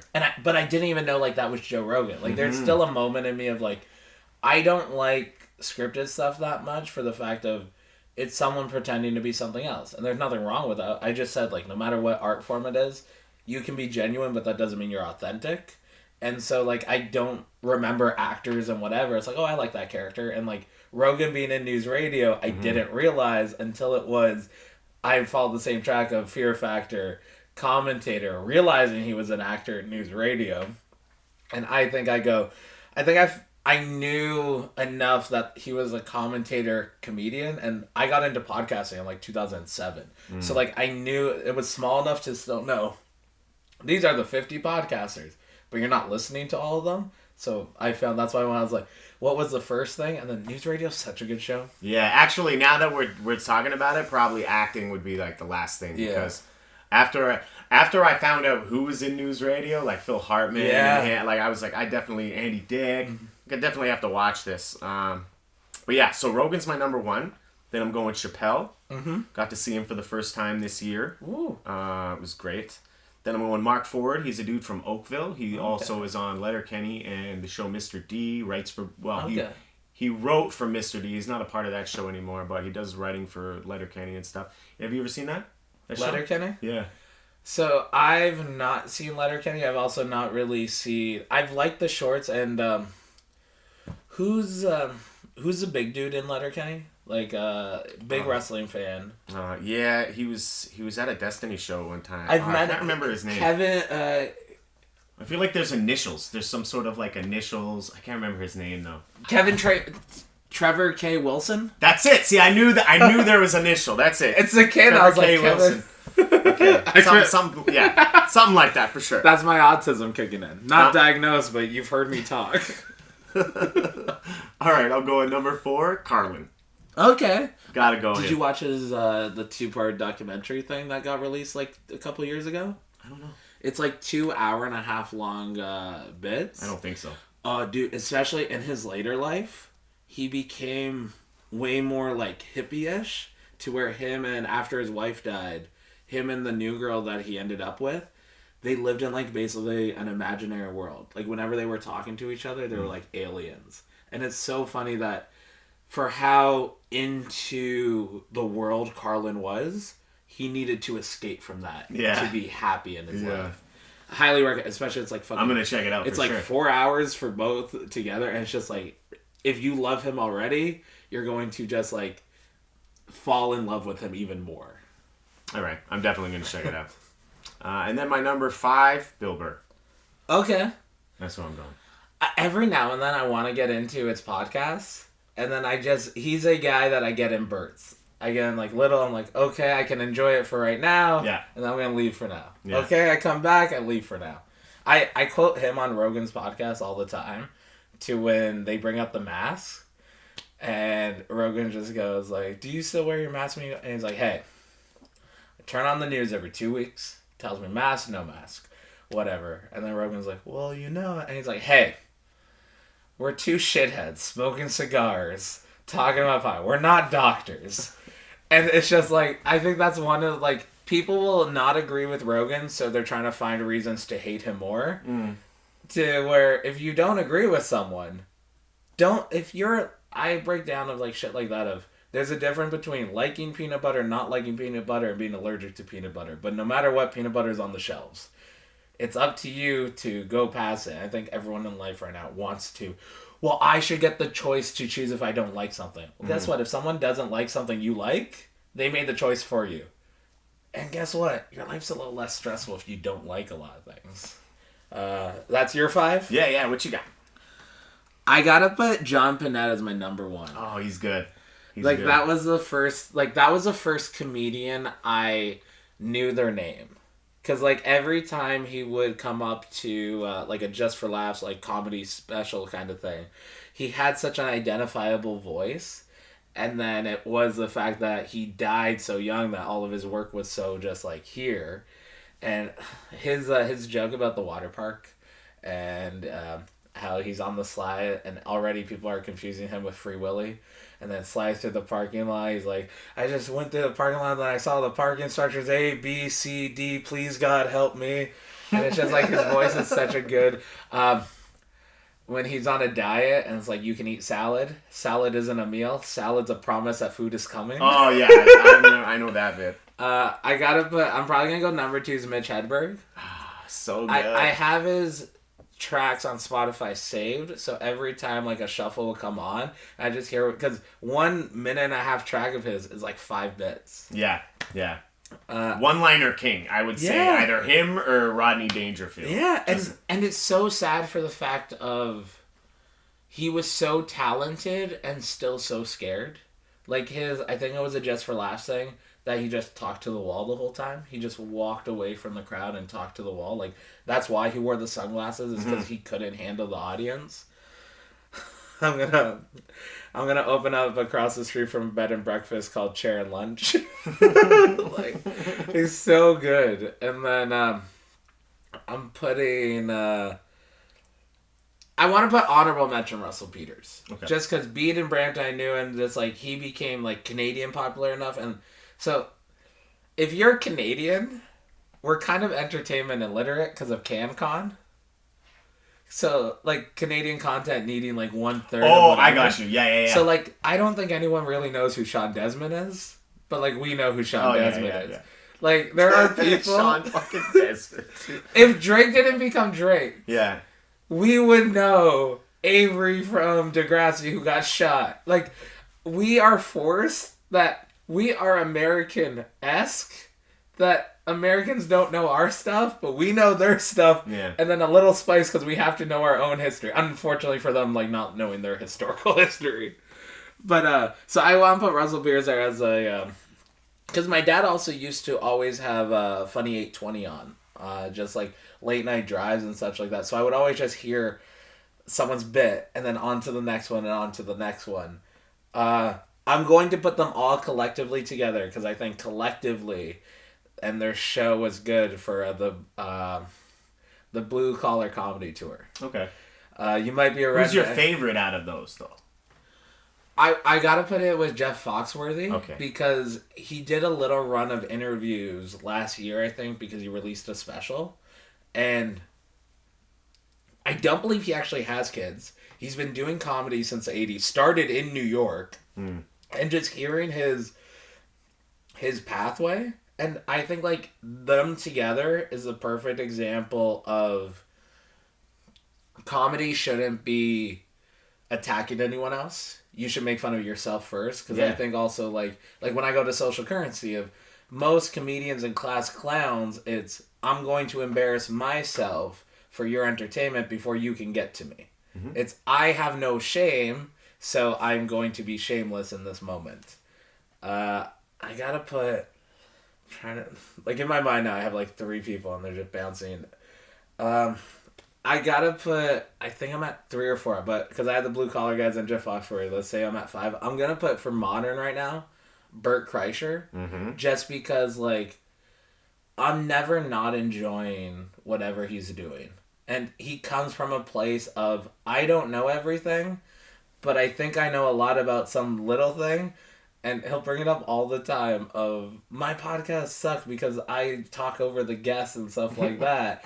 And he'll say that in the next minute, be talking about himself. And it's just not from a hateful, like, show-off way. And it's normally, this is how dumb I am. I accidentally put my dick on Instagram story. This is how dumb I was. And just, like, his special is just being fun. Like, it's just... His last one was really good, too. I really liked the bit about them being at, like, the auction. Give him the razzle dazzle, Dad. Like, it's just that whole story. He's auction, like one of the best storytellers. The raffle. Around. Yeah, man. And literally the storytelling in there. Like, Bert's just, what I do hate, because I started following. I watch like 4 YouTube videos, so now all my recommendations are it.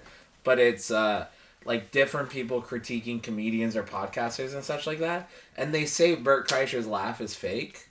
My dad and I laughed the exact same way, to where it gets high pitch, you can't speak, but you still try to speak, so you end up sounding like Mickey Mouse.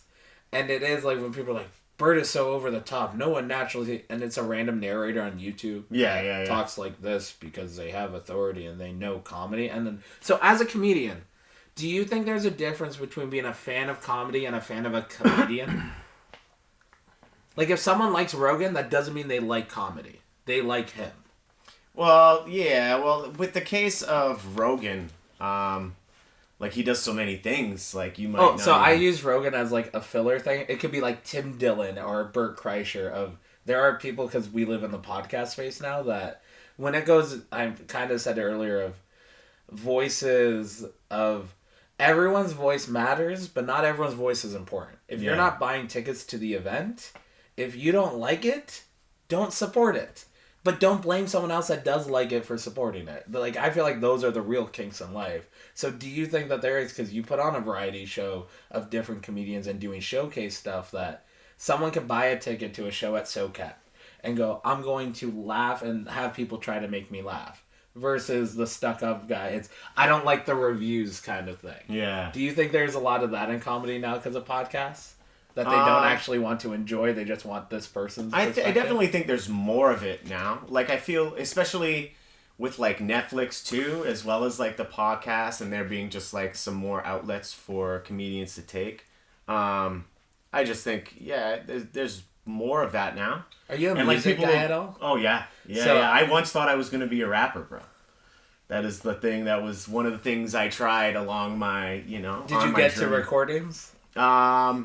Nah, a little bit. I was in bands and stuff like that, so that's how it started. And then, even in the bands, though, I was, like, always, like, writing, like, rhymes and stuff like that, like, a lot of the time. Mine were roasts.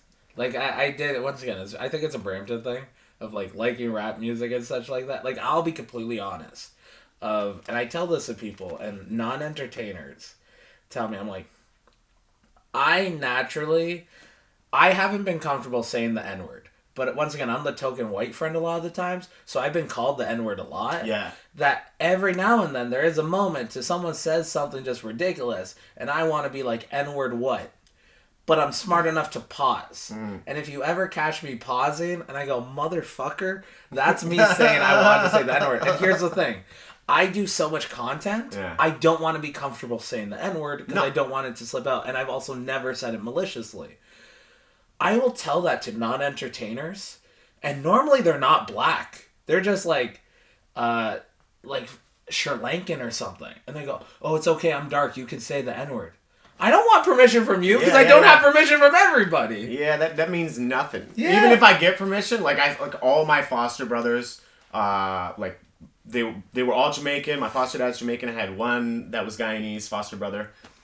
And, like, so I got called it a lot, too. Yeah. But, like, I don't know, man. It's not something...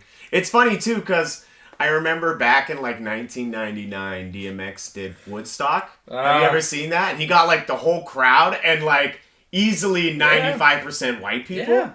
And I just thought that was like, there was some people in the audience that were just a little too excited to get it out. You mentioned 100%. Well, DMX comes on the radio. I'm traveling with Preston Miles at the time, and we're singing along to it, but it's coming up. And I'm like, and he's like, he just gave me a little nod. Because it's not Brendan saying the N-word, it's Brendan singing along to this. Yeah, like, yeah. There was one emo song or a punk pop song I sang. American Idiot. I used to do karaoke at this like queer focused wine bar in Kitchener after I was doing training at Crossbody, and I was like, okay, I think it was like a pop punk, like, hey everyone pick a pop punk song. I'm like, I think I know American Idiot. Put it down. Lyrics come on, and then the gay slurs in there. And I see it coming up because it's karaoke. Oh, yeah. But, like, the way that the setup is, it's just a projector on the wall. And it's, like, the fifth line. So everyone can see it. And there's, like, this weird hope spot coming up. I'm just, like, going, because I hear the girl next to me, and I know she's queer. She sees that. She goes, yep, there it is. So I'm already like, oh, I'm being set up. Pressure. I'm being set up. And I'm not fully straight myself. Most of my partners have been trans women. So it's just like, I'm looking at them like, I don't know what I'm going to say. I don't know what I'm going to say. Then don't say anything, Brendan. I think that even goes back to what we've said of like, don't say anything, or if you care enough about the person, have a conversation. Yeah. And not everyone's entitled for it. It doesn't need to be replies on social media. Yeah. It's like, no, phone calls. Yeah. They're not recorded. No one can screenshot it. Then we do podcasts. Was that 5? Did you do 5? I did 5. All right. Let's do superheroes. Oh, this one's going to be difficult for me, so you go first. Okay. I do these every episode. It's just kind of a way to get people into my world. And honestly, man, I don't know if I said this, but like they don't need to be traditional. Like you can. Oh, say, you're not like, gonna like my first one. Oh, it's okay. It can be anybody. I have no opinions on what your opinions are. Like that's you can like whatever you like. You know. You're gonna be surprised of me not being a full nerd of why I like the first one. Okay. All right. So I'm going Batman number 1. Then I'm going the Ninja Turtles as a collective. Okay. Number 3 is Red Hood. Mm-hmm. Number 4 is Arsenal. And number 5 is Spider-Man. Okay. Yeah. I was going to say, because I saw the Watchmen pillow. Yes. I hugged it at the beginning when we were talking about pillows. And for a second I was like, oh, because I low-key like graphic novels. Mm-hmm. I'm not a big superhero guy. I just like the storytelling aspect of a graphic novel, and it's picture books for adults. I thought I was going to be like, oh, Watchmen. And then it's like, no, Watchmen is superheroes. It is a very deep story on superheroes. But my number 1 of like, I'm going to put, because I was going over the question, the top 5 list when I was driving over here. Weirdly enough, the Green Lantern, because there was a Green Lantern animated series like 10, 12 years ago. That was real solid for 2 seasons. And I didn't know that like the Green Lantern wasn't like Batman. It wasn't a singular one. I didn't know it was like the Corpse, and then there's the Red Lanterns and like all of this. Unfortunately, like season 3, it was like I got into Young Justice for a bit. Great series. But then it got canceled, and then when it came back, it was kind of a little iffy. It was different. Yeah, so I'm like, I never got into that, but I was like, oh, I remembered I was so hyped for the Green Lantern animated series. I'm like, okay. And I was like a conscious adult for it. I'll put... This is very much A, B, but I'll put them as Spider-Man number 2, just because any of the movies before, once again, wrestling screwed me up. So the Andrew Garfield Spider-Man I didn't fully experience. I have now experienced the new kid, but like I was a Tobey Maguire guy. But then also like all the Spider-Man games were so much fun, and I think Spider-Man is such a like superheroes being about like developing yourself and becoming an adult, maturity, stuff like that. But then Spider-Man's story being so, this is puberty told through. And I think, like, the joke is always when Tobey Maguire's Spider-Man... Well, anytime Spider-Man's spitting the web for the first time, that is masturbating. That's what we are referencing for it, of, like, a male learning stuff can come out of them. And then I'll put Batman just, like... It was the one superhero, because we're about the same age. Like, Superman died out, And then Batman was like from 80s to 2000s of just like, you might not like the Batman, but you always watch the movie because you enjoyed the story. Mm-hmm. Did you read the Court of the Owls books? Yeah. New 52 was like probably like my favorite run it gave of like Batman. gave like a point of like, okay, we're starting, we could go here, as opposed to finding it. And like there's this box set, Batman 75, that had like 3 of the stories. I think Hush was one of the stories in there, and like that's where it's like, okay, I like paperback, so I get the whole season. It's like binging the show. And when the New 52 in the Court, I was like, oh my god, this is so cool.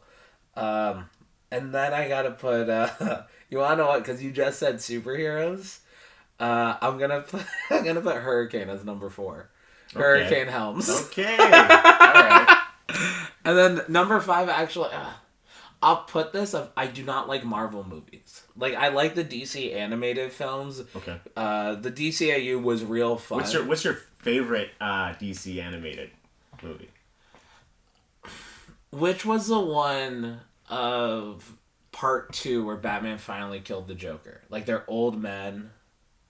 There was a 2-part one. I forget what it was. It wasn't The Killing Joke. No. Because it was a 2-parter, and Batman, like, it's old man Batman, old man Joker, and it wasn't until part 2 that, I think it's like The Dark Knight Returns or something.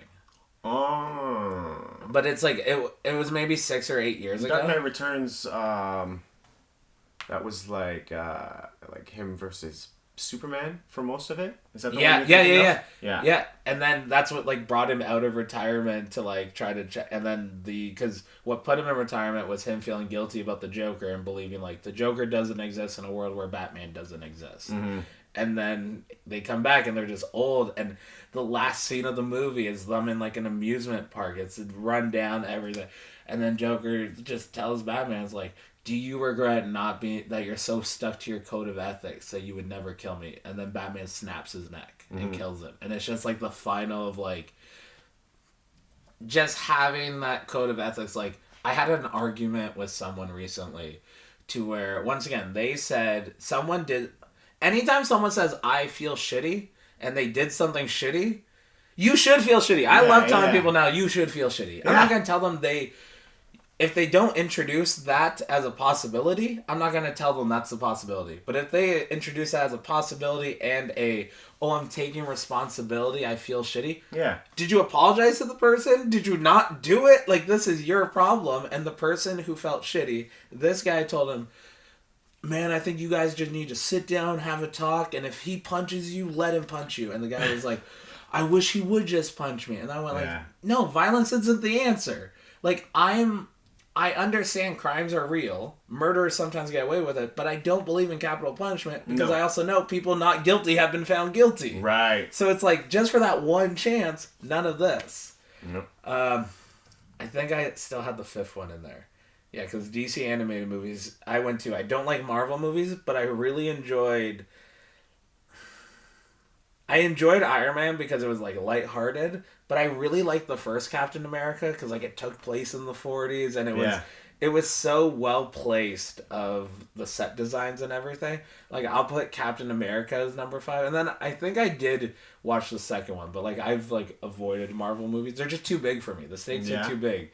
You're destroying cities, and every time aliens are coming in, like that's why Spider-Man's awesome. It takes place in the suburbs. Yes, that's the thing I actually prefer. Even when I'm reading, is like I have less of like the groups, and more of like just the solo characters doing their thing. Like Batman's villains are just mob bosses. Yeah, like they're all just gangsters. It's Batman and Spider-Man are very much like equals in my life. Like where like their worlds are almost like endless. Like there's so much going on, and I feel like they're really only scratching the surface, like with what they've done so far. So. You know, we'll see. I think there's a little bit of, what is the term, that superhero fatigue? Yeah. I hear that a lot, and I get it. Especially when it comes to the Marvel movies. That's kind of like, I like them and I go see them. Like, not everyone, but a lot of them. But I just, I prefer the DC because I feel like they're taking more risks. How much did you enjoy Into the Spider-Verse? I loved it. It was so fun. Yeah, I'm so hyped for this. I'm a big Miles Morales guy. Yeah. So I'm like really hoping that, I know that they're doing like a live action kind of universe in the new Spider-Verse movie. So I'm really hoping that they kind of introduce a live-action Miles there. I think the animated Spider-Verse is coming up soon. I think maybe this summer. Yeah. Because there's still a sequel for that. It was so colorful. It was so, and I think this goes back to even when we were talking about being surrounded by black people calling us the N-word, of like, it wasn't a hateful thing. It was just homie, what's up? Stuff like that. That the Miles Morales world of like the tagging and everything, that we get the benefit of being white dudes that understand an urban culture, that we're not appropriating it. We can appreciate it, and like seeing that it was such a not typical, this is superhero, everyone is in this. Like the fact that Batman's parents died. Oh no, how much of a shame is it that your parents are dead? To where, like, and we'll get into it in my podcast about the foster stuff, of not everyone meets their parents. I just saw a photo of, it was a pregnancy kind of, when someone gets photos done, like paternity photos or something like that. Yeah, okay, I guess so. Yeah, something like that. But what happened was his wife got into an accident 36 weeks into the pregnancy, but she was still able to deliver the child. I saw those. I saw those. And it was such these cute photos and such. But like in someone's world, that kid grows up without a mother. Mm-hmm. In someone else's world, they're like, oh my God, it's so sad that they don't have a mother. And so when you have these stories of this is what happened, I think, and Batman and Spider-Man aren't gifted. The mutants find their powers. Spider-Man gets bit by a spider. Batman trains to be a killer and chooses not to kill. Mm-hmm. Like, that's where it is that realistic of, like, you can actually go versus, yeah, if I'm an immigrant, maybe I can agree with Superman of not feeling like he belongs. And then you want to know what? At a certain point, he's flying around, and I don't understand that. Yeah. Did you know that Miles Morales was created because Childish Gambino tried out for the role of Peter Parker and didn't get it? I heard the rumblings of that. Yeah, it's weird. And now Childish Gambino plays Prowler in, like, the current Spider-Man movies. So, I don't know. They're doing all this multiverse stuff. It'd be cool if he got the part. But he might be a little too old. I don't know. Mentioning Childish Gambino, though, like, that's a dude, like, I'm a big believer, like, imitate before you can innovate, stuff like that. And then the benefit of fucking the last 10 years of content is we have podcasts of people telling you what they did to do it and how much of it is luck and stuff like that.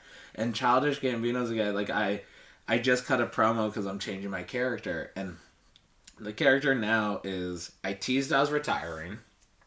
And this is because I'm a good entertainer. Once again, I need to, like, validate my things and give the proof of, I said everything someone would say right before they're going to retire or quit. But I never said I was quitting. I never said I was retiring. Mm. And people legitimately thought I was retiring.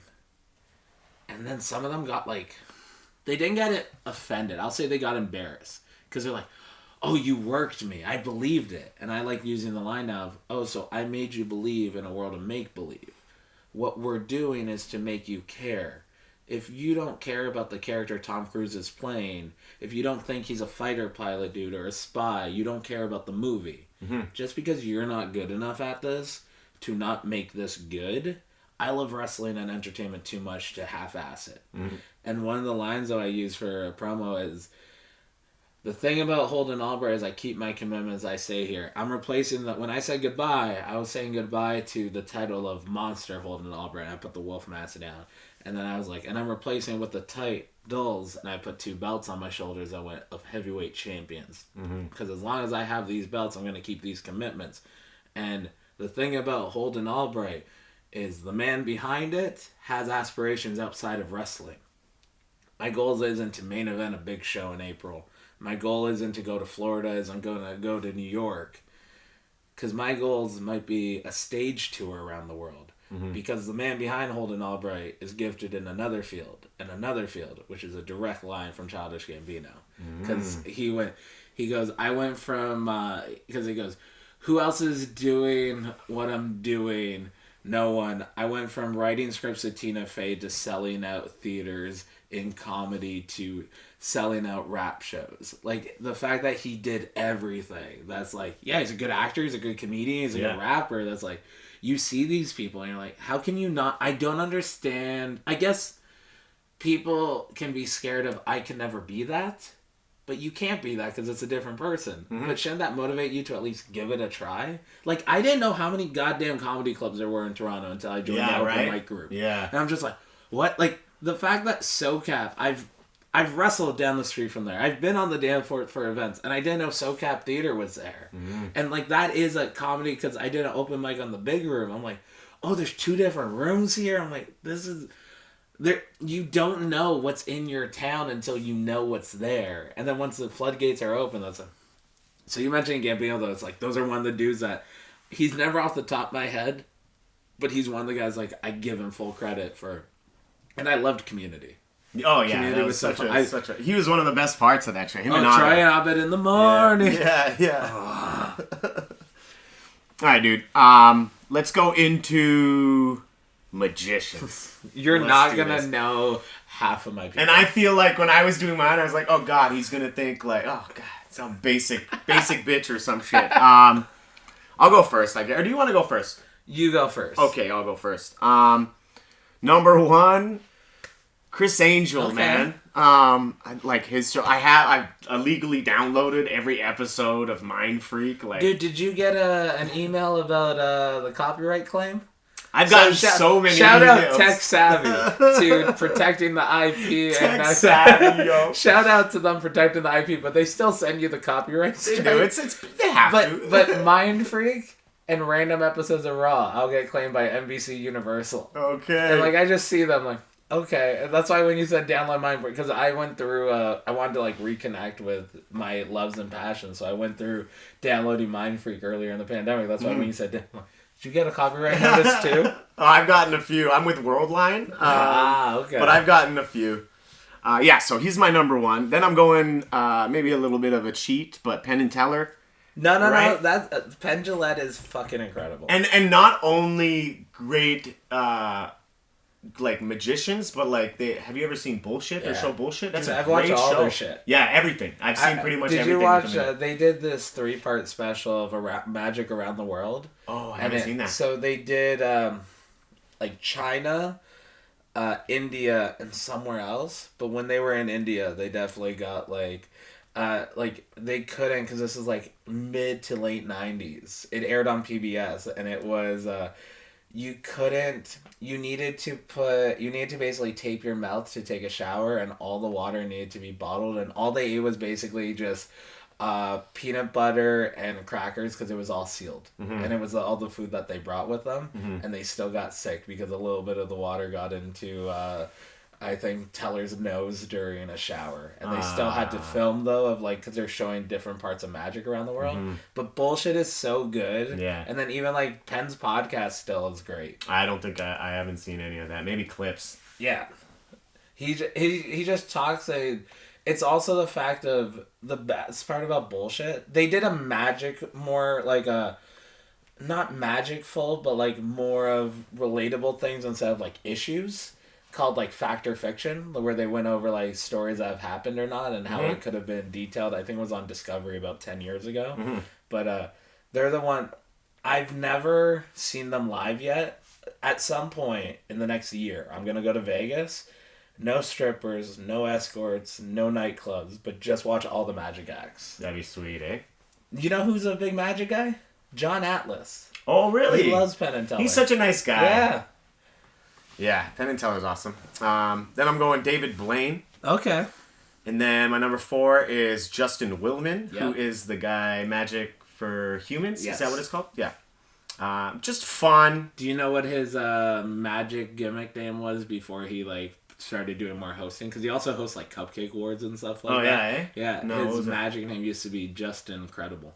Okay. Yeah. Isn't there a wrestler named Just... Okay. Except one does more drugs than the other has a Netflix magic series. My number 5 is like the only one out of these people that I've actually seen, Greg Freeman. He's a guy based out of Niagara Falls. Yeah. Have you seen him? I don't think he's actually Niagara... Never mind, there's someone else that's very similar to him from Vancouver that won FISM. I didn't, but he was like the first... So I would consider me and you like... middle class entertainers to where we make some money in it and we're also grinding, that like before you needed a studio and all entertainers were either non-existent or up here, and just where we are in society, there's such a scale to it, that he was the first magician that I haven't been... I think I've like shook his hand at like a random thing.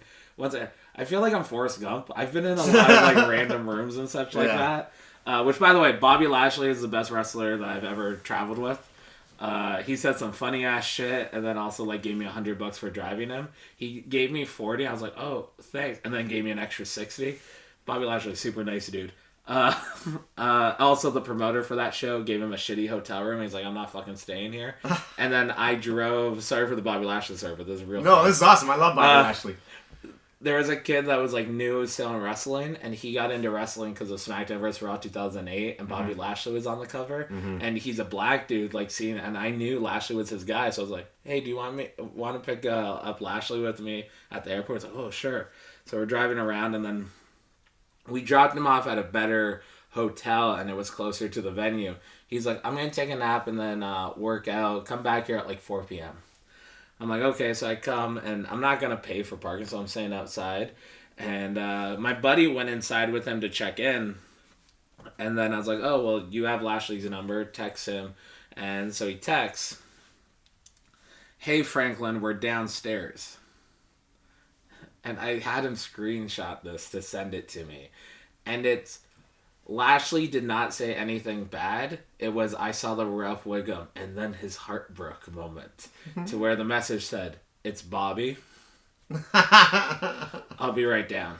Because I just saw him go, blah, blah, blah. Just like this little twinkle disappear.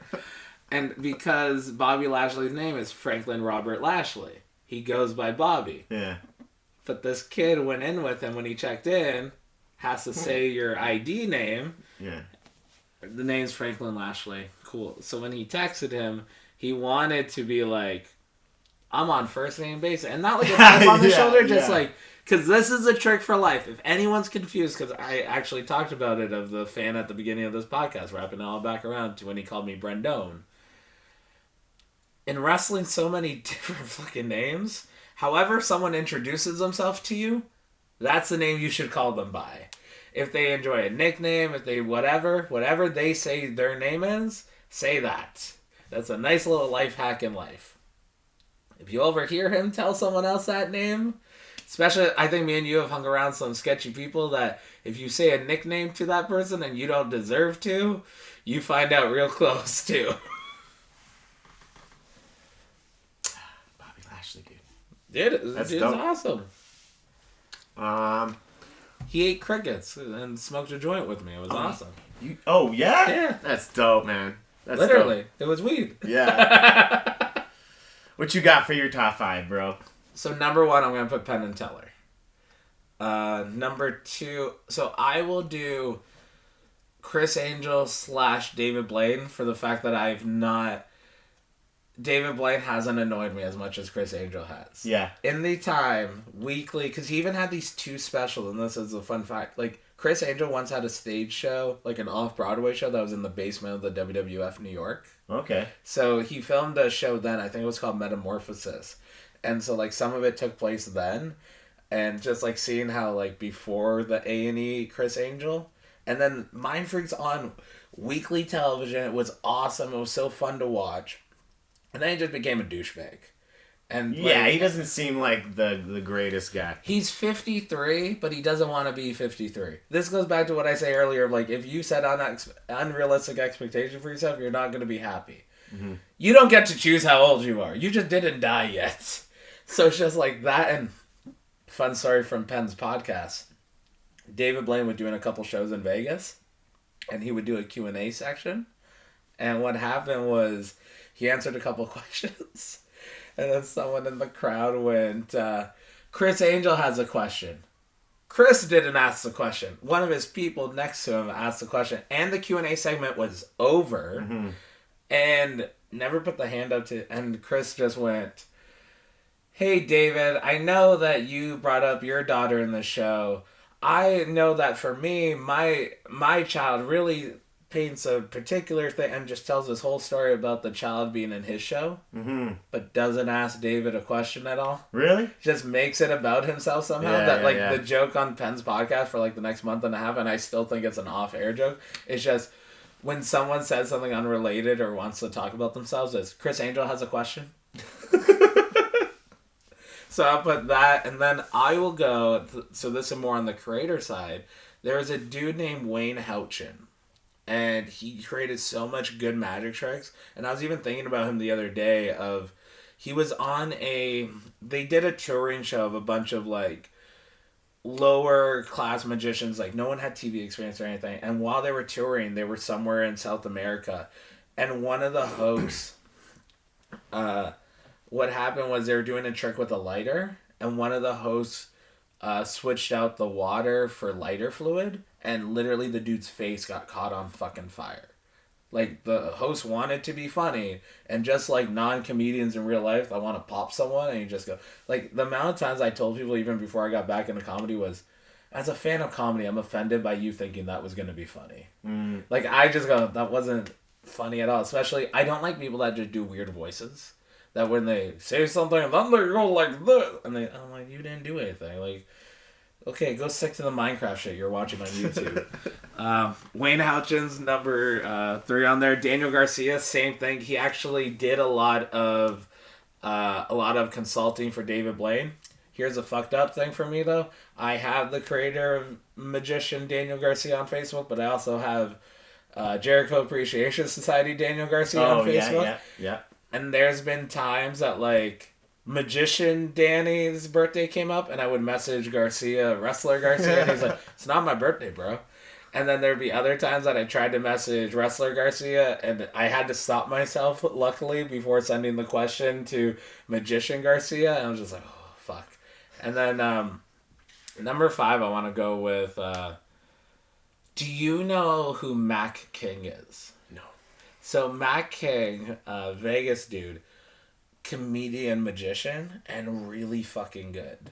I think if you look up Matt King's stuff, it'll be fun. I also just restarted watching Fool Us with Penn and Teller. Yes. And it's just so fun for if you win, the trophy they give you has a giant FU on it. Amazing. So it's perfect. And then just the fact of, so my goal in entertainment is I want to host like a Got Talent style show and basically just have CBC pay for me to tour around Canada and not have the competition aspect. I just want to see people, which has led to me, by the end of the year, I want to launch a weekly show that is a panel style talk show followed by a variety show and then followed by an open mic of just like the benefit of 2023. It's what do you want to do? What can you do? What can you do right now? And building it up that when they say like, oh, nothing's original anymore, it's because no one's trying to create something original. They're trying to create their version of X because that's what people want. That's hot, yeah. But then being undeniable is believing in your fucking self and going, hey, here's my proof of concept. Like backdoor pilots are real. Short films, spec scripts are real. But people go, no, I think they're looking for that validation and permission from someone before they do the thing. Like, I think that's why jam sessions with bands are kind of cool, because you're just in a garage, it's going, and whatever happens. You're playing songs that you like, you're just playing random noises, and it's just jamming versus, like, entertainment there's no real jam session. Like, I was telling Greed the other day, because I have taken a break from comedy, I just need to figure out some stuff in my life I was like, tell me the next time you're going to a mic. I don't even need to perform. I just feel so good in the environment. We're all just laughing. We're chatting afterwards. Yeah. Like, if I didn't start comedy in September, I think I would have been real fucked up. Because it was literally a month earlier that my dad died. And then I just dived into comedy. I'm like, I tried this before in the Rule of Threes. I did open mic once. I did a few things a couple years before the pandemic. Or I think fall of 2019, and that wasn't until September, and then I went, and I now also know as an adult of just because you put something on pause doesn't mean you stop doing it. Yeah. You're just, okay, I have other stuff to do right now.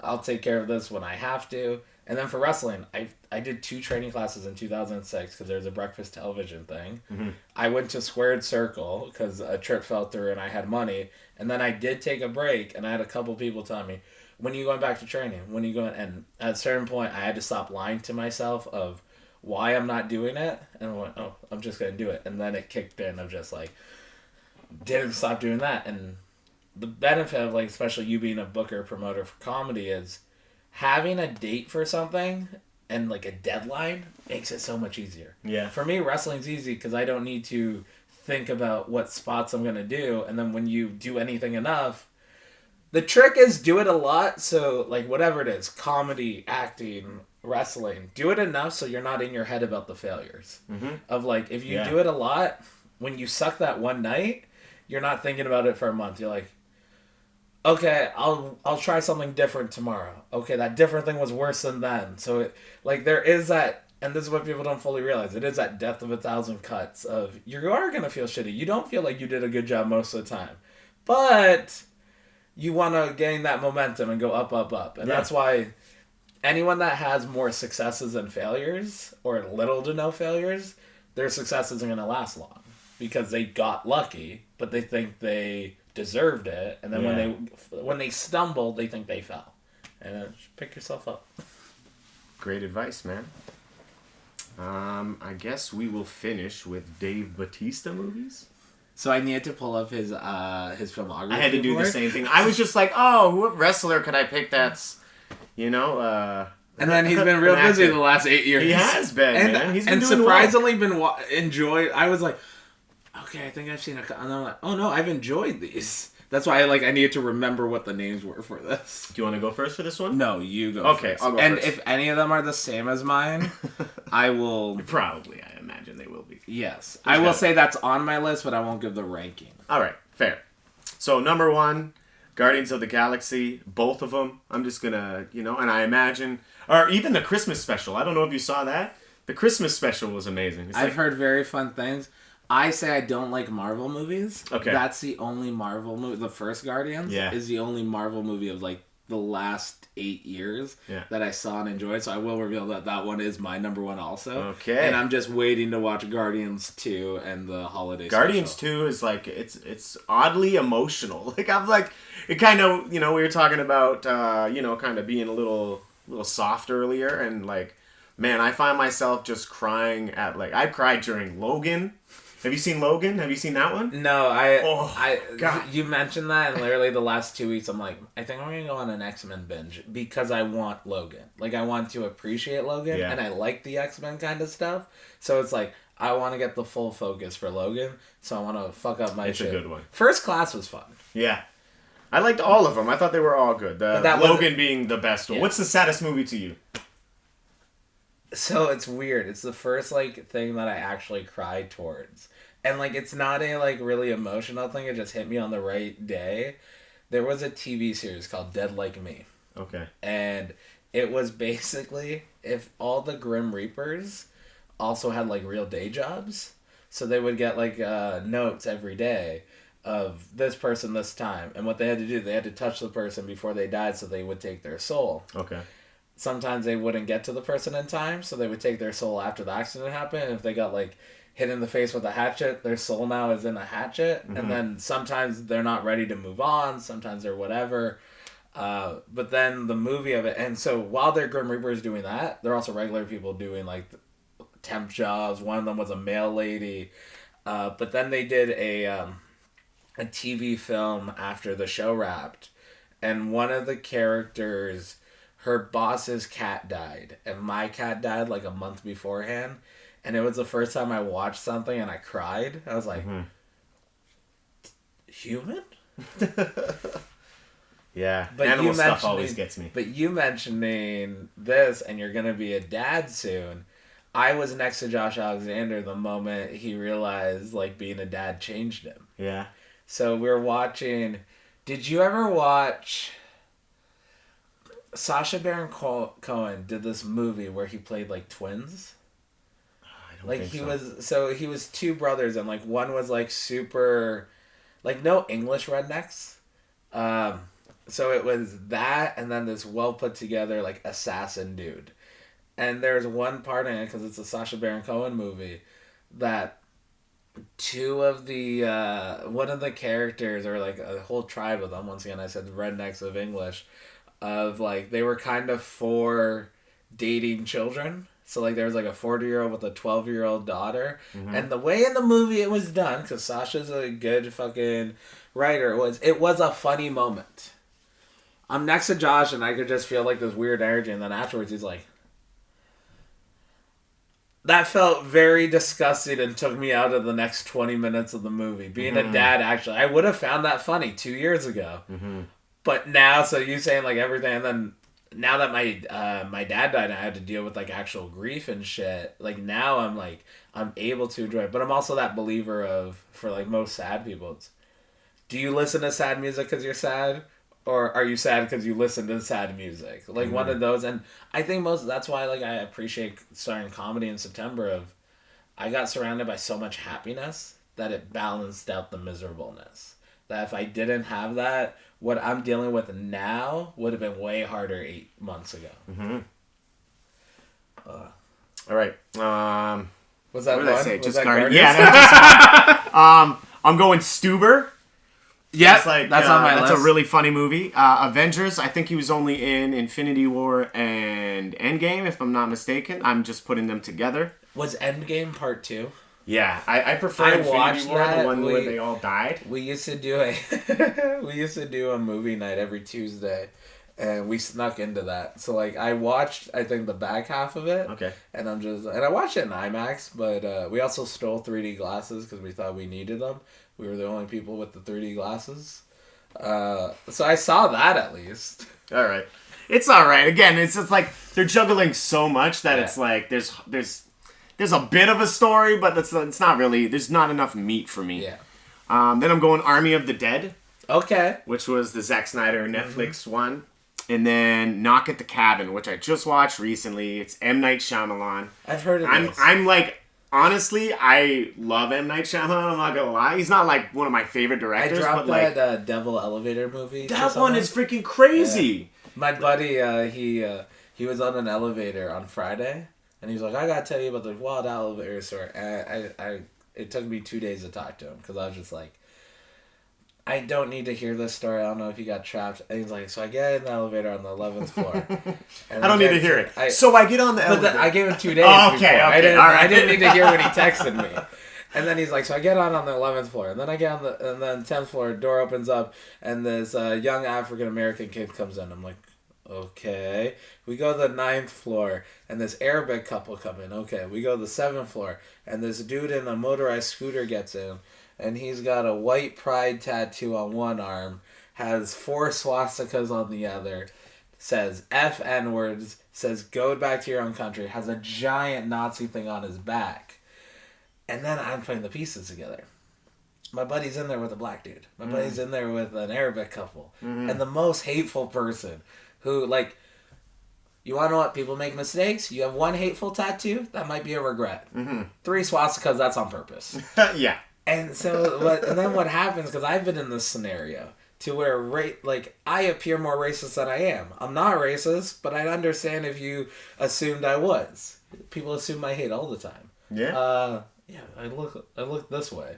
I don't know, man. It's like... Well, I also, the Canadian tattoo screwed me up when they found the indigenous kids. Because you can't take pride in that anymore. Oh, I got so you. it's like, I just look like I'd be more hateful. And I'm getting the DMV, I'm renewing my license. And this farmer from Caledon's like, oh, there's too many of these people here. I prefer brown women, actually. So it's like, I haven't got nothing wrong with them. I was like, oh, you don't...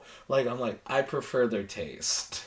But the dude tells me, like, the guy tried to say, you don't have a problem with all these people in here? It's like, yeah, I got a problem with one person in here. Yeah, right. I was so excited for him. But this scenario of there are people in our lives that don't have these characters in their lives. I envy them, but then I don't at the same time. If my life was simpler, cool. But if not, so I brought up, I was like, oh, I thought this was gonna be the devil situation. Well, I guess you did get a white devil kind of thing going on. Yeah. But I mentioned the M. Night Shyamalan one. Thanks for reminding me about that. Because I saw it pop up, and then it's just one of those, like, nowadays, if you don't get it immediately, it passes by your fucking bandwidth. Oh, and there's so much that it's, yeah. All right, what you got, man? So I'll put Guardians number 1. Okay. I have Stuber. I'd put it number 2 because I did enjoy it, and I like Kumail Nanjiani also. Yeah. Wrong Side of Town. I haven't seen that one. I don't know if it's good, but it has Rob Van Dam in it also and Kurt Angle. And you like it? I watched it. all right. Riddick for number 4. Oh yeah, okay. I love the fact that, like, so many people, there was like a cultural identity for some nerds that they thought like Riddick was so good. Yeah. And then he tried to do it and it didn't take off. That's like, it didn't last for a reason. And do you know the Riddick and Fast and Furious story? No. So Vin Diesel returned in Fast and the Furious number 3 on the promise that he would get the rights for Riddick. That's the only reason. I just watched this Icons on Earth. It's a Vice show that details like different things. I think they just did the Marvel Cinematic Universe. They did Fast and Furious, Simpsons, and Star Trek, I want to say. Okay. I haven't watched Star Trek yet, but they did Fast and Furious, and they broke down like the different things that they've like struggled with, especially like early on. So it's like interesting, the Riddick tie to Vin Diesel's only in Tokyo Drift because he got Riddick. And then lastly, it's My Spy, actually. Okay. I know that one. Nice little fun little... I have a horror character in wrestling, but I'm a little bitch. I like thrillers. I like those guys. There was one that I haven't watched Glass Onion yet, though. Oh, I haven't seen that one either. I hear really good things. I love the first Knives Out mystery. That's why it's like when this is, I'm like, and that's one of the bandwidth things of I just saw it at the bottom. I was like, he is in that. Wait, I haven't watched it yet. Shoot, man. I guess we'll wrap her up with one of these topics. Were you a fan of, before we get into this, were you a fan of Batista as a wrestler? Oh, fuck yeah. Yeah? I was fucking like 12. Yeah. Like, I was a big, what was the Evolution clique? I really like. I think they should have lasted longer. Well, that's where they just did an A&E rivalry thing on Batista and Triple H, and it showed like how the unit worked. And so for me, a bunch of stuff happened when I was 10 years old that literally I've watched wrestling since like 97, but 2002, the summer of 2002 until basically Mania 18 to Mania 20 is a block for my head. I watched it, but so much was going on in my life and family that I didn't observe anything or like retain it. That's where it's like, I like the joke of like repressed memories are repressed for a reason. Why do you have to dig them out? Yeah. But then when you realize like, oh, the reason I don't remember this person is because they bullied me and they made me feel like shit. So why am I going to remember this person? And so like Batista, like the whole Evolution thing was great. And then Batista was good on SmackDown. Like Batista, I think was our generation's Ultimate Warrior, but like, but because it's 2000s and not 80s, he had character and not just a gimmick. Like, and there is nothing cooler than big jack dudes dressed well. Him wearing a white suit, glasses, doesn't look like a dick at all. Just goes like, that's the dude who built the company up and hosts like parties for the whole company. He's not fucking Donald Trump.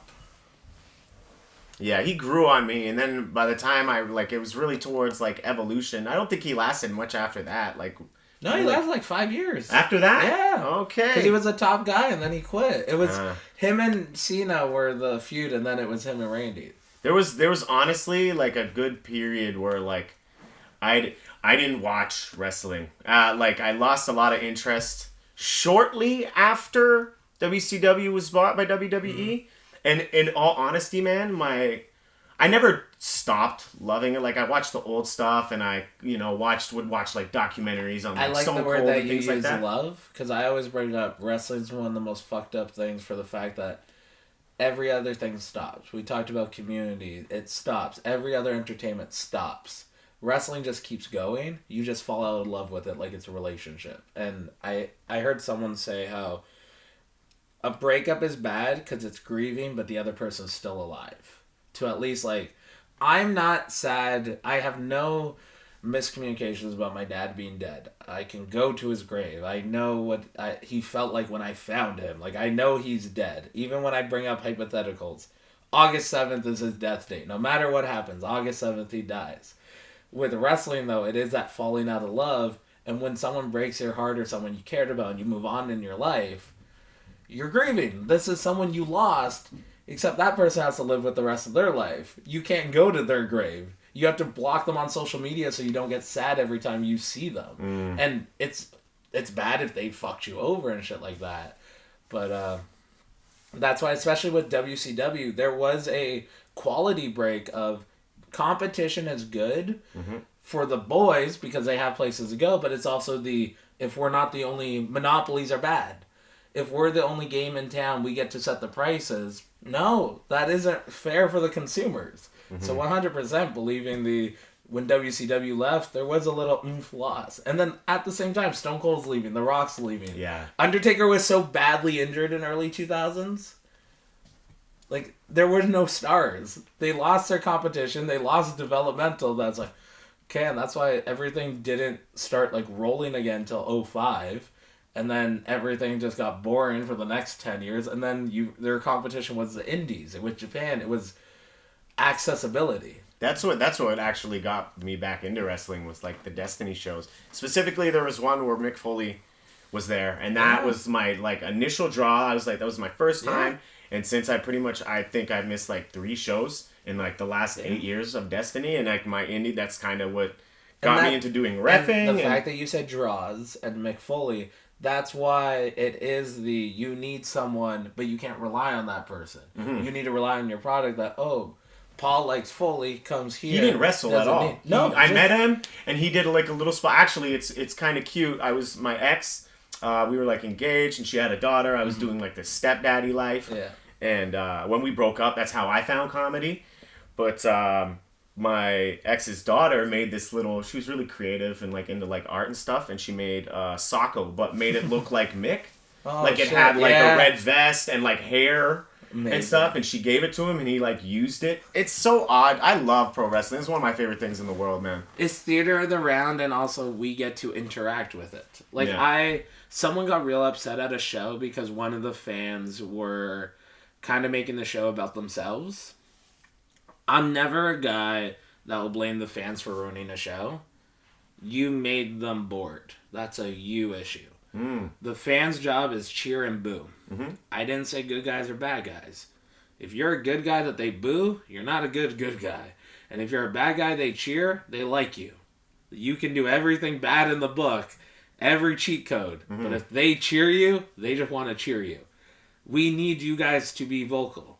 It's when fans, especially on a small level when they're smaller shows, that the fans want to have a conversation with you during your match. Most wrestlers are not funny. Being a comedian, how many times do you see that there's a great setup to a joke and like you could have tagged it on to that person back and the wrestler goes, shut up. Yeah, like, you are not as funny as you think you are. Versus like, there are some though. There are some. But there's more that don't. You actually made, like, I tried to like, as a ref, you gotta, remain serious. And there was one match that I did with you. I think it was for HWE. Yeah.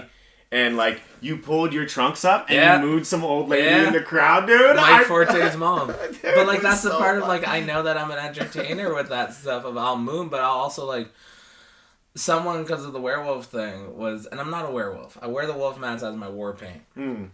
But someone's like, Albright ate my mom. And I was like, so what actually happened with Ethan Page afterwards, like, he's just kind of promo. Someone's like, Albright, and then Paige looks at me and goes, did you eat his mom, his grandma? I was like, she swiped right, bro. And it's just, wait a minute. And it's just like how to get away with like a sexual innuendo in a PG show. But it is like, I have that benefit, but at the same time, I'll tell people, and I do it all the time, someone said something, I'm just going to stare at them. I'm going to punch my opponent and just stare right at them. And I heard what you said. This is what I'm doing to him. Come on, you want to keep talking? But I don't need to say, because now I'm even revealing my secrets for coaching. But I think this is a part of, in comedy, someone can say something hateful, And you can laugh at it because the way they paced it, the way that they correctly put it. So, with my stuff, I tell people now, like, the more acting side is, look at me like you want to fucking kill me and you're pissed off at me. I kicked your dog. Do not say a single word, but imagine all of that because the fans are going to feel that energy and look it in your eyes. Whereas a lot of wrestlers just do stuff, but they're not in the I'm doing this moment. Mm-hmm. Which ruins the crowd for stuff like that, and it is of people just not fully acknowledging those moments of less is more. And because I wrestled someone, and there was a fan in the area that's more of a conversator, and the guy was warning me. He's like, "Hey, dude, like this guy's out there every time. Like you get." I'm like, "Just don't acknowledge him then." Mm-hmm. It's like, "Oh, but you've never been there with." I think the dude's name's Sammy. It's like, "You haven't been out there with Sammy." I was like, "I have. Just don't acknowledge him. If you don't give, like." The way to sound out a fire is strangling it. Take away the oxygen. Mm-hmm. People invite conversations to people without realizing, oh, like, I don't want to say it's a pet peeve, but it's a noticeable thing that I don't like a lot of younger wrestlers being interviewed on podcasts as a wrestler because they have nothing to say. And it's not that you have nothing to say, it's you have nothing to say yet. You haven't experienced anything. Mm-hmm. And if I have to hear a wrestler that doesn't know how to put together a 10-minute match tell me about psychology in an interview, that to-do list of killing myself being last goes up a little bit. But that's a me problem. Hey, fair enough, man. I guess I'll ask you this. You can grab one too. Thank you. Shoot. I'm trying to think if I've ever had younger wrestlers on here talking about ring psychology. That's why when you said that, I was like, I haven't listened to. I love Carew. Yeah. I haven't listened to any recent episodes with younger wrestlers. Okay. I'll put it that way. I had a couple. I know, which is why the way I try to say it. Yeah. And also the benefit of this podcast, it's not an interview. It's a conversation. Mm-hmm. Like, I think, like, when you have a podcaster that is looking to have a conversation with someone they know as opposed to interviewing them, that's where the difference is of what got you into wrestling, what did this, what did that. It's like, gotcha. Like, and we're going to talk about on my show, but like, you've mentioned Foster so much that, like, I can't wait to hear more about that elaboration of it. Okay. So, all right. And by the way, for my podcast, anything that you want to cancel off. And I'm the type of person that... Oh, bro, I'm good. Anything we talk about, I'm good. I'm also the person, though, if I ask so many questions, but I understand just because you ask a question doesn't mean you deserve a right to an answer. Like, I don't mean podcast, I mean life. All right. That I correct myself and I go, only if you're comfortable saying whatever. Because I make people too comfortable and then they admit to things. And then especially if it's How'd you funny, do that, man? Dude, I tried hypnotism for a minute. Oh, really, eh? Yeah, so if I go to shake your hand, this is how a magician knows if you're good complacent. You see how my fingers are here? Uh-huh.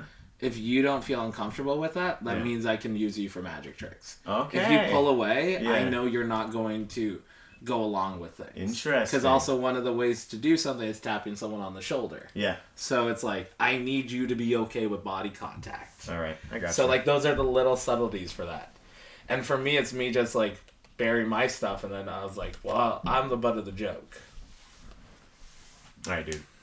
Do you tend to know when people are lying? I call myself a dog now, that I can feel, like, vibes. Yeah. That, like, I will make a joke, and this is, like, my curse. Once again, going, like, the not diagnosed autistic, but you've listened to me talk.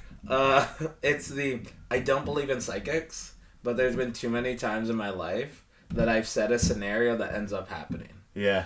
This looks like the type of dude that would cheat on his girlfriend. This looks like whatever, blah, blah, blah. This looks like a coward. And then that happens, and then I have a, like, Raven Simone moment of, like, am I psychic? But I don't believe in psychics. Is that my curse? Yeah. Like, there's like too many, and you're like, that can't be just coincidence. Yeah, that's why I'm like, but I don't believe it. Like, I literally, Professor Xavier's telling me I'm immune. I'm like, nah, I'm just chilly, dude.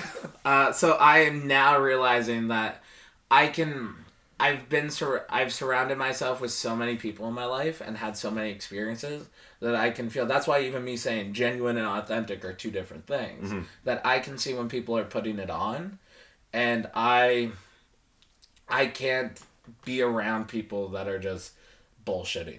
Yeah. Like, don't tell me what you want to do. Tell me what you are doing. Tell me what you did do. Mm.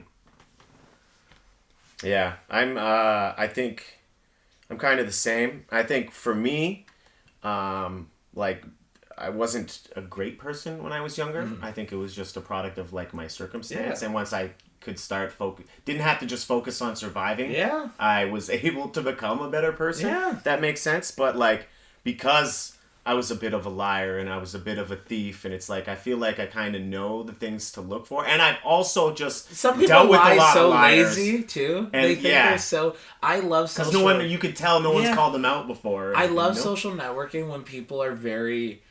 You just read their sentence. It's the Ed the Sock thing of. You think you're like fooling someone, and the only person you're fooling is yourself. Like, I have a thing of... Like Corey Feldman's music career. Yeah, but that's more into, like, poor mental health. Okay, all right. But, like, literally because the way that you broke that down of, you have to be selfish. In your life, it's no responsibility but yourself to pay your bills, eat, drink, sleep. That is your focus. Self-centered's bad. When you think the world should be helping me, it's so hard for me to ask for help. Yeah, I'd rather struggle. Me too. Or just, I'll figure it out. And then there's so many other people, and it's like family members that won't even try, and they'll just expect help, to where I've asked for help so many times when I needed it. And like, it's the being able to see who needs help too, because I can relate to those moments of someone just struggling. And I think that is so my reverse is like, my family life on paper was there, but it ruined me so much that I was neglected so much. So it's like seeing that where you're taking responsibility, because you even mentioned when you were in high school, you were living on your own and such like that you needed to survive. Mm-hmm. And there is a difference between surviving and shitting someone down. Like, I don't believe in winners and losers, because for you to be a winner, there needs to be a loser. Okay, fine. Dead people and alive people. That's the line. Okay. But for you to be first, that means someone's second. Why are they second, though? Are they second because they didn't... Like, I don't like... Always bring your gear to shows. Yes. But if you're miserable that you didn't get booked on the show that you weren't booked for, that's a you problem. Mm-hmm. Because if you are really good and someone sees you, oh my God, hey, Paul, do you want to do an extra 5 minutes? I'll figure out the rest of the set. You want to go up there and do it? Because I want to put you on the show. Versus... Someone didn't make it, can you do it? Because why didn't they make it? Did someone die in their family? Are they sick? Did they get into a car accident? Like, once again, not religious, but believing in the universe. Like, you're sending negative vibes out there, hoping you're on a show that you're not on, versus if you are there and they want to put you, they'll figure out a spot for you. Mm-hmm. But don't expect... I think expectations in life is what sets people up. Yeah, definitely. I agree with that. And most people, like, the fact of you saying struggling and trying to survive, some people don't do that, and it's more of a, hey, you're not even grateful for the struggle that you never had, but you need to recognize and acknowledge that you didn't have that struggle. And, like, not for you, the other person. Yeah. And, like, that's something that, like, because I was going to ask for this, of the flip side of, can you tell when someone's lying? Do you give the benefit of the doubt too much that you get heartbroken? Not anymore.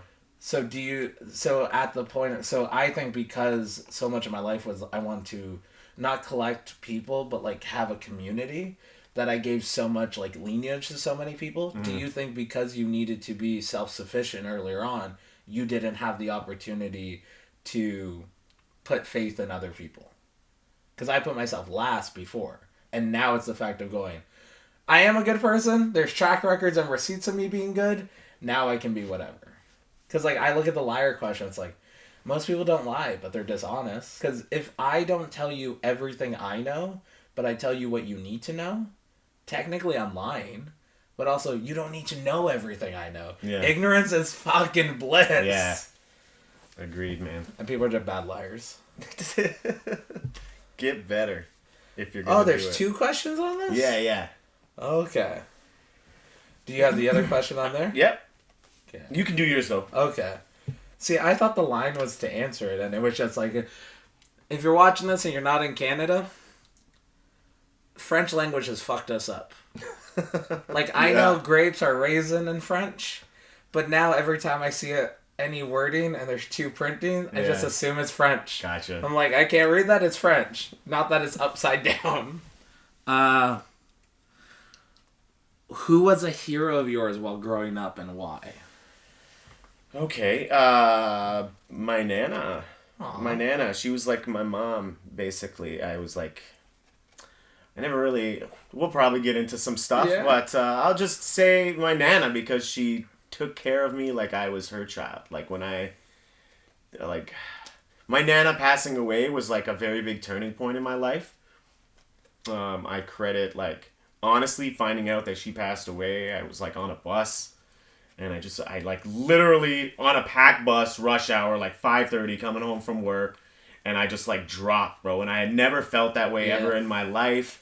And it was just like, it was a very big and that shortness of breath. Yeah, man.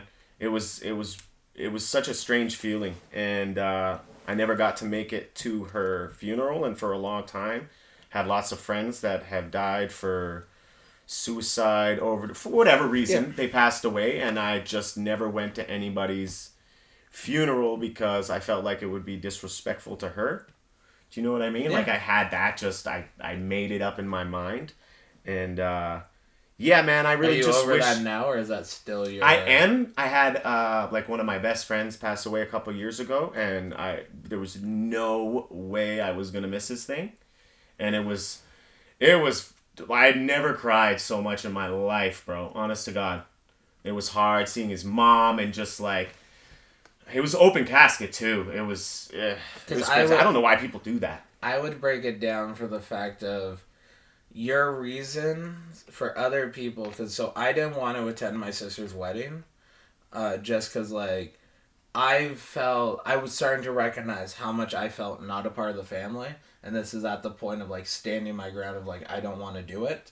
Mm-hmm. And that was the first time that I almost would have killed myself if I didn't have a wrestling booking the next day. And not like, oh, I'm a wrestler. It's I made plans to someone. I'm not dying because I don't want to fuck up that card tomorrow. That if I didn't have that show, I probably would have killed myself. And then my birthday last year, like, it just hit a real fucking, like, wall for me. And I was just like, those are the 2 days that I was like, I probably would have killed myself, and I didn't. Versus other days were just, I wish I wasn't alive, which is a weird. Yeah. And going into couldn't go to the one funeral, so you didn't want to disrespect her to not go to the others.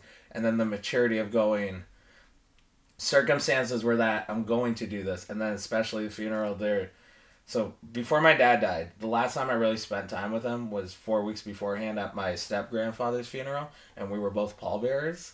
So, like, it was weird, real fucked up that, like, I was never a pallbearer before, and then in the span of 5 weeks, I was a pallbearer twice. And then, because my life's a sitcom, my dad's friends were just not in the best of shape. Like, one of the things I'm going to say now is if you have pallbearers, make sure your friends or your children's friends are strong enough to carry your goddamn casket. Because these guys had bad knees and whatever. And, like, luckily my friends that showed up for the funeral, and what was fine is there's 5 of us and one of my dad's friends when we lowered the casket, and they're like, bend with your knees, and all the wrestlers got into, like, a squat position, just like broad shoulders, widening out the hips, and it was just funny. Forrest almost fell inside because he had the dude on the other side that pulled the slack too much. It was a ridiculous time. But it was the fact of, like, 4 years ago, there was a fan in the area, and he died, and I wasn't that close to him, but he was, like, I will say he bordered the line of being an annoying fan, to where, like, he talked a little too much and stuff, but, like, he was a supporter, and he wasn't a dude that's just, like, anytime someone's like, I'm your biggest fan, if you're not on my Patreon, if I haven't had a phone conversation with you, if I haven't hung out with you, this is a lie. And they think they're complimenting me. I go, there are people that are bigger fans of mine that I consider friends that you're disrespecting them. And then normally it's followed by, can I get something for free? To where it's like, well, go fuck yourself. But I don't tell people to go fuck themselves. I just block. I actually, no lie. If you ever get a cold reply from me saying, this person has chosen to preserve their Bandwidth, go to Patreon for some fun content or email Holden Pro for personal. It starts with, this is an automated message. No, I typed that out in Christmas. I have it as a note. I sent it to someone today, actually. Yeah. I need to make sure the cold reply headline, though, isn't in there. But 100%, that was like I needed to be selfish of not everyone deserved my bandwidth. I wanted to focus on comedy and entertainment. But there was a kid, I wasn't that close. We went to the funeral and I saw his mom there and I saw all these people. And then I had a joke when I first did stand-up. Whenever I die, I'm going to have the WWE produce a tribute package for me. Because every fucking time they do a tribute package, that shit's real sad. And I'm just looking at these photos of a dude that I didn't even care that much about.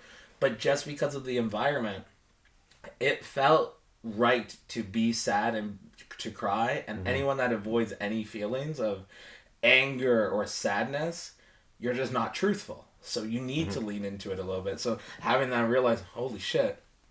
At my grandfather's funeral, I thought it was... My step-grandfather was kind of a piece of shit. Everyone in his family, in the room with the casket open, would say, well, I know he wasn't that easy to handle. 10 years ago, I made the decision of anytime... I don't know if it's an Italian thing, because I saw it a lot in The Sopranos, too. Old Italian dudes like talking shit of if they have like one little up on someone, they'll bring that up all the time. I was like, well, remember the time you screwed up and I helped you? Remember when I chose to say no to drugs? And like, they need the validation of being better than someone. And it happened after my dad died with like my uncle and shit. And I called him out on, because some of the stuff he said, I was like, so you just wanted to kidnap me because you couldn't have a son? And he realized, because in his mind, he wanted to give me a better life. You're taking me away from my parents that could handle me, that are in my life, because you have this weird thing that your bloodline dies when your name dies. And he never thought about it that way. To where I didn't say all those words to him, but I said it all in my head. But I just went, you wanted to kidnap me. He's like, no, I wanted to give... The intent might be good, but... And it is having that... I made the choice with him that anytime I could tell he wanted to say something to wind someone up, and my mom and sister always fell for it because they would yell back. I would just tell him, shut the fuck up. And they're like, I don't give a fuck. And I'd ignore it, and it's like blocking someone on social media. He'll laugh for a second, or like, especially when he goes, why are you doing wrestling? You don't make that much money. I'm like, because unlike your children, when I look myself in the mirror, I go, oh, I did all the things I wanted to do as a kid. I lived my dream. And he doesn't understand how that is. And then at his funeral, his blood family is like, yeah, I know he wasn't the best of person. I'm like, I had a great relationship with him the last 10 years. And literally, and I realized, like, we should take photos at funerals because it brings so many people together that you don't see them all the time. And I posted that, but then an old guy that I know that's kind of dealing with health issues is like, no, because the person who dies, like, it's not the body that they would have wanted to be in. Going back to that Dead Like Me thing of, like, if Grim Reaper catches you after the hatchet does, your soul's fucked up. But I'm like, no, it's not taking a picture of the person. The person's why we're here, but we're here still. So let's remember this. So funerals are important. Do you have a hero, though, from your childhood? I want to say it's literally all the entertainer. I don't think there's a single person. I just saw so much good traits in people. And unfortunately, like, I love my Nana, but there's like 3 different like times where I realized I had a lot of cries for help. And some of them were straight up, I want help. And I was told I'm crazy. And I was like, I told you what to do. I'm allergic to peanut butter. Stop putting it on my sandwich. Yeah. No, that's just you. And it's like all these little things. But like that's why like I'm grateful for entertainment of like, my heroes were listening to the stories of having magic, wrestling, and comedy always there. And now being able to see what they did, they are now someone like a role model that... We live in a world that not everyone gets a chance to have a mentor. Not everyone has apprenticeships and stuff like that, that you can have a role model that you never meet in your life, but they helped you so much. Yeah. And it's on finding that. And for some people, that could be Batman. That could be Superman. And as long as you have that thing, it's good. And, like, I think that's the thing of, like, hearing the question, I almost feel a little less than because I don't have a specific thing. But then I'm grateful of like, oh, I don't have the cookie cutter version of this. But my version of it is like 17 different people. I wouldn't have mentioned Donald Glover until you mentioned Childish Gambino for the Miles Morales. Like, we wouldn't have mentioned Spider-Man if we didn't talk about the top 5. Like, there's so much in life that people... This is when it goes into the... I haven't watched A Beautiful Mind yet, and I think that might be the thing that sets me off. But, like, there's so much patterns in life of nothing matters. And you can either be sad that nothing matters, or you can be happy and excited nothing matters. Do whatever the fuck you want. Like, within reason... If you don't want to wear clothes, there are certain places in the world that you can walk around nude. Mm-hmm. Anything that doesn't affect someone else, like it is, we live in a world now with like sex workers and such. Sex workers used to be people performing sexual acts, and unfortunately, they were not in a environment that they were in control of what they were doing. They were in a survival mode, or they were being forced to do something. Now we have porn stars that are making their own stuff, so they're comfortable. But now we have children that aren't fully aware, and they go, oh, I can make $30 a month on subscriptions on OnlyFans if I post this nude. Mm-hmm. And then you have people that are like, well, your nudes are online. You want to know what? I'll admit, I've never sent a dick pic in my life. Big balls, small dick. My personality isn't measured in inches. But that's the thing of, a lot of people are just, oh, this is it. And I've heard dick pics fucking justified as, if I just want to hook up with this person, I don't want to date them, here's a picture of my dick. I'm like, yeah, I guess that makes sense. But, like, I need them to laugh at me and then be okay with this. I've heard it's enough. And I watched a Jonah Hill movie, and he ate a pussy at the beginning of it. I think it was The Babysitter was the name of it. Oh, yeah. He ate pussy at the beginning, and then the character said, my mom always said fat guys eat pussy good. And I don't know if it's true, but in my mind, I've lived off of that. I'm like, I don't know if it's true, but I try. And it is just... So much in life is just everywhere, like finding those little things. And I think people have things in their life. They have heroes, and even if it's not specific, they overlook it and they take it for granted. That's why I go, are you alive or are you dead? Can you get out of bed? Can you not? Are you on a ventilator or are you not? Do you not like this thing or do you not understand this thing? And also, why do you need to understand everything? Yeah. You don't, man. No. I dropped out of high school. I don't know shit. Bro, you're an extremely intelligent guy. I don't think, like, school necessarily dictates that in the end. Do you know what I mean? But I think we'll wrap her up, bro. Is this your longest podcast? It might be. It might be one of them. I have one that's around this length. I don't know exactly when we started, but it'll be up there. Okay. It's going to be a fucking good one, though. I have the curse of that. But yeah, you can let them know where to get at you if you like.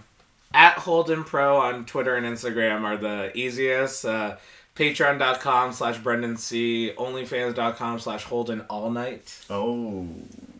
Low key, there's no porn on it. But, like, I'm not gonna promote it that way. Like, I'm telling you guys because you had to go through the barrier of, like, the last 2 hours.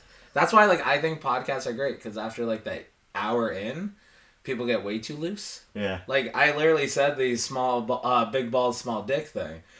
Someone else might be embarrassed by that, but I'm like, is it better to tell the truth or lie? If someone expects 6 inches and they get 4. Also, I feel like lowballing is way better than bragging. You'd be like, oh yeah, and then you bust it. Like, I would hate to be a black dude with a small wiener. Yeah. The pressure, you know? Tall dude with an average dick. Oh, buddy, it's just, yeah. But, like, having those little fucking things, even, I don't want to go heavy with it, but mentioning, like, stereotypes aren't always good. Like, if you are the black dude with the small dick and everyone assumes big black cock, like, you now are making this dude who's super jacked, whatever, and just has a small dick. It's like, okay, like, that's where sex... we'll go into that next time. All right, dude. Anyways, guys, thank you for sticking around. Like always, this podcast is brought to you by Neon Light District. Hit them up. Use code PillowTalk to save 10%. And by the Great North Apparel. Hit them up. Use code PillowTalk to save 30%. Go follow my dude over here. Subscribe to his OnlyFans. Don't expect dick pics. If there was a match you could tell people to watch that aren't familiar with you, what would it be? Myself versus Josh Alexander, August 2018. I was not ready for that match, and I showed up, and I I was very lucky for it, and I'm happy that most of my matches right now, I'm in a good stride. So if you are a wrestling fan, go ahead and follow the Instagram if you're a wrestling fan. You don't even need to watch my wrestling. I just post inappropriate memes every now and then. Thank you for being here, brother. Thank you for having me. Appreciate you guys. And he'll be on my podcast later this week. All right, guys. Peace the fuck out.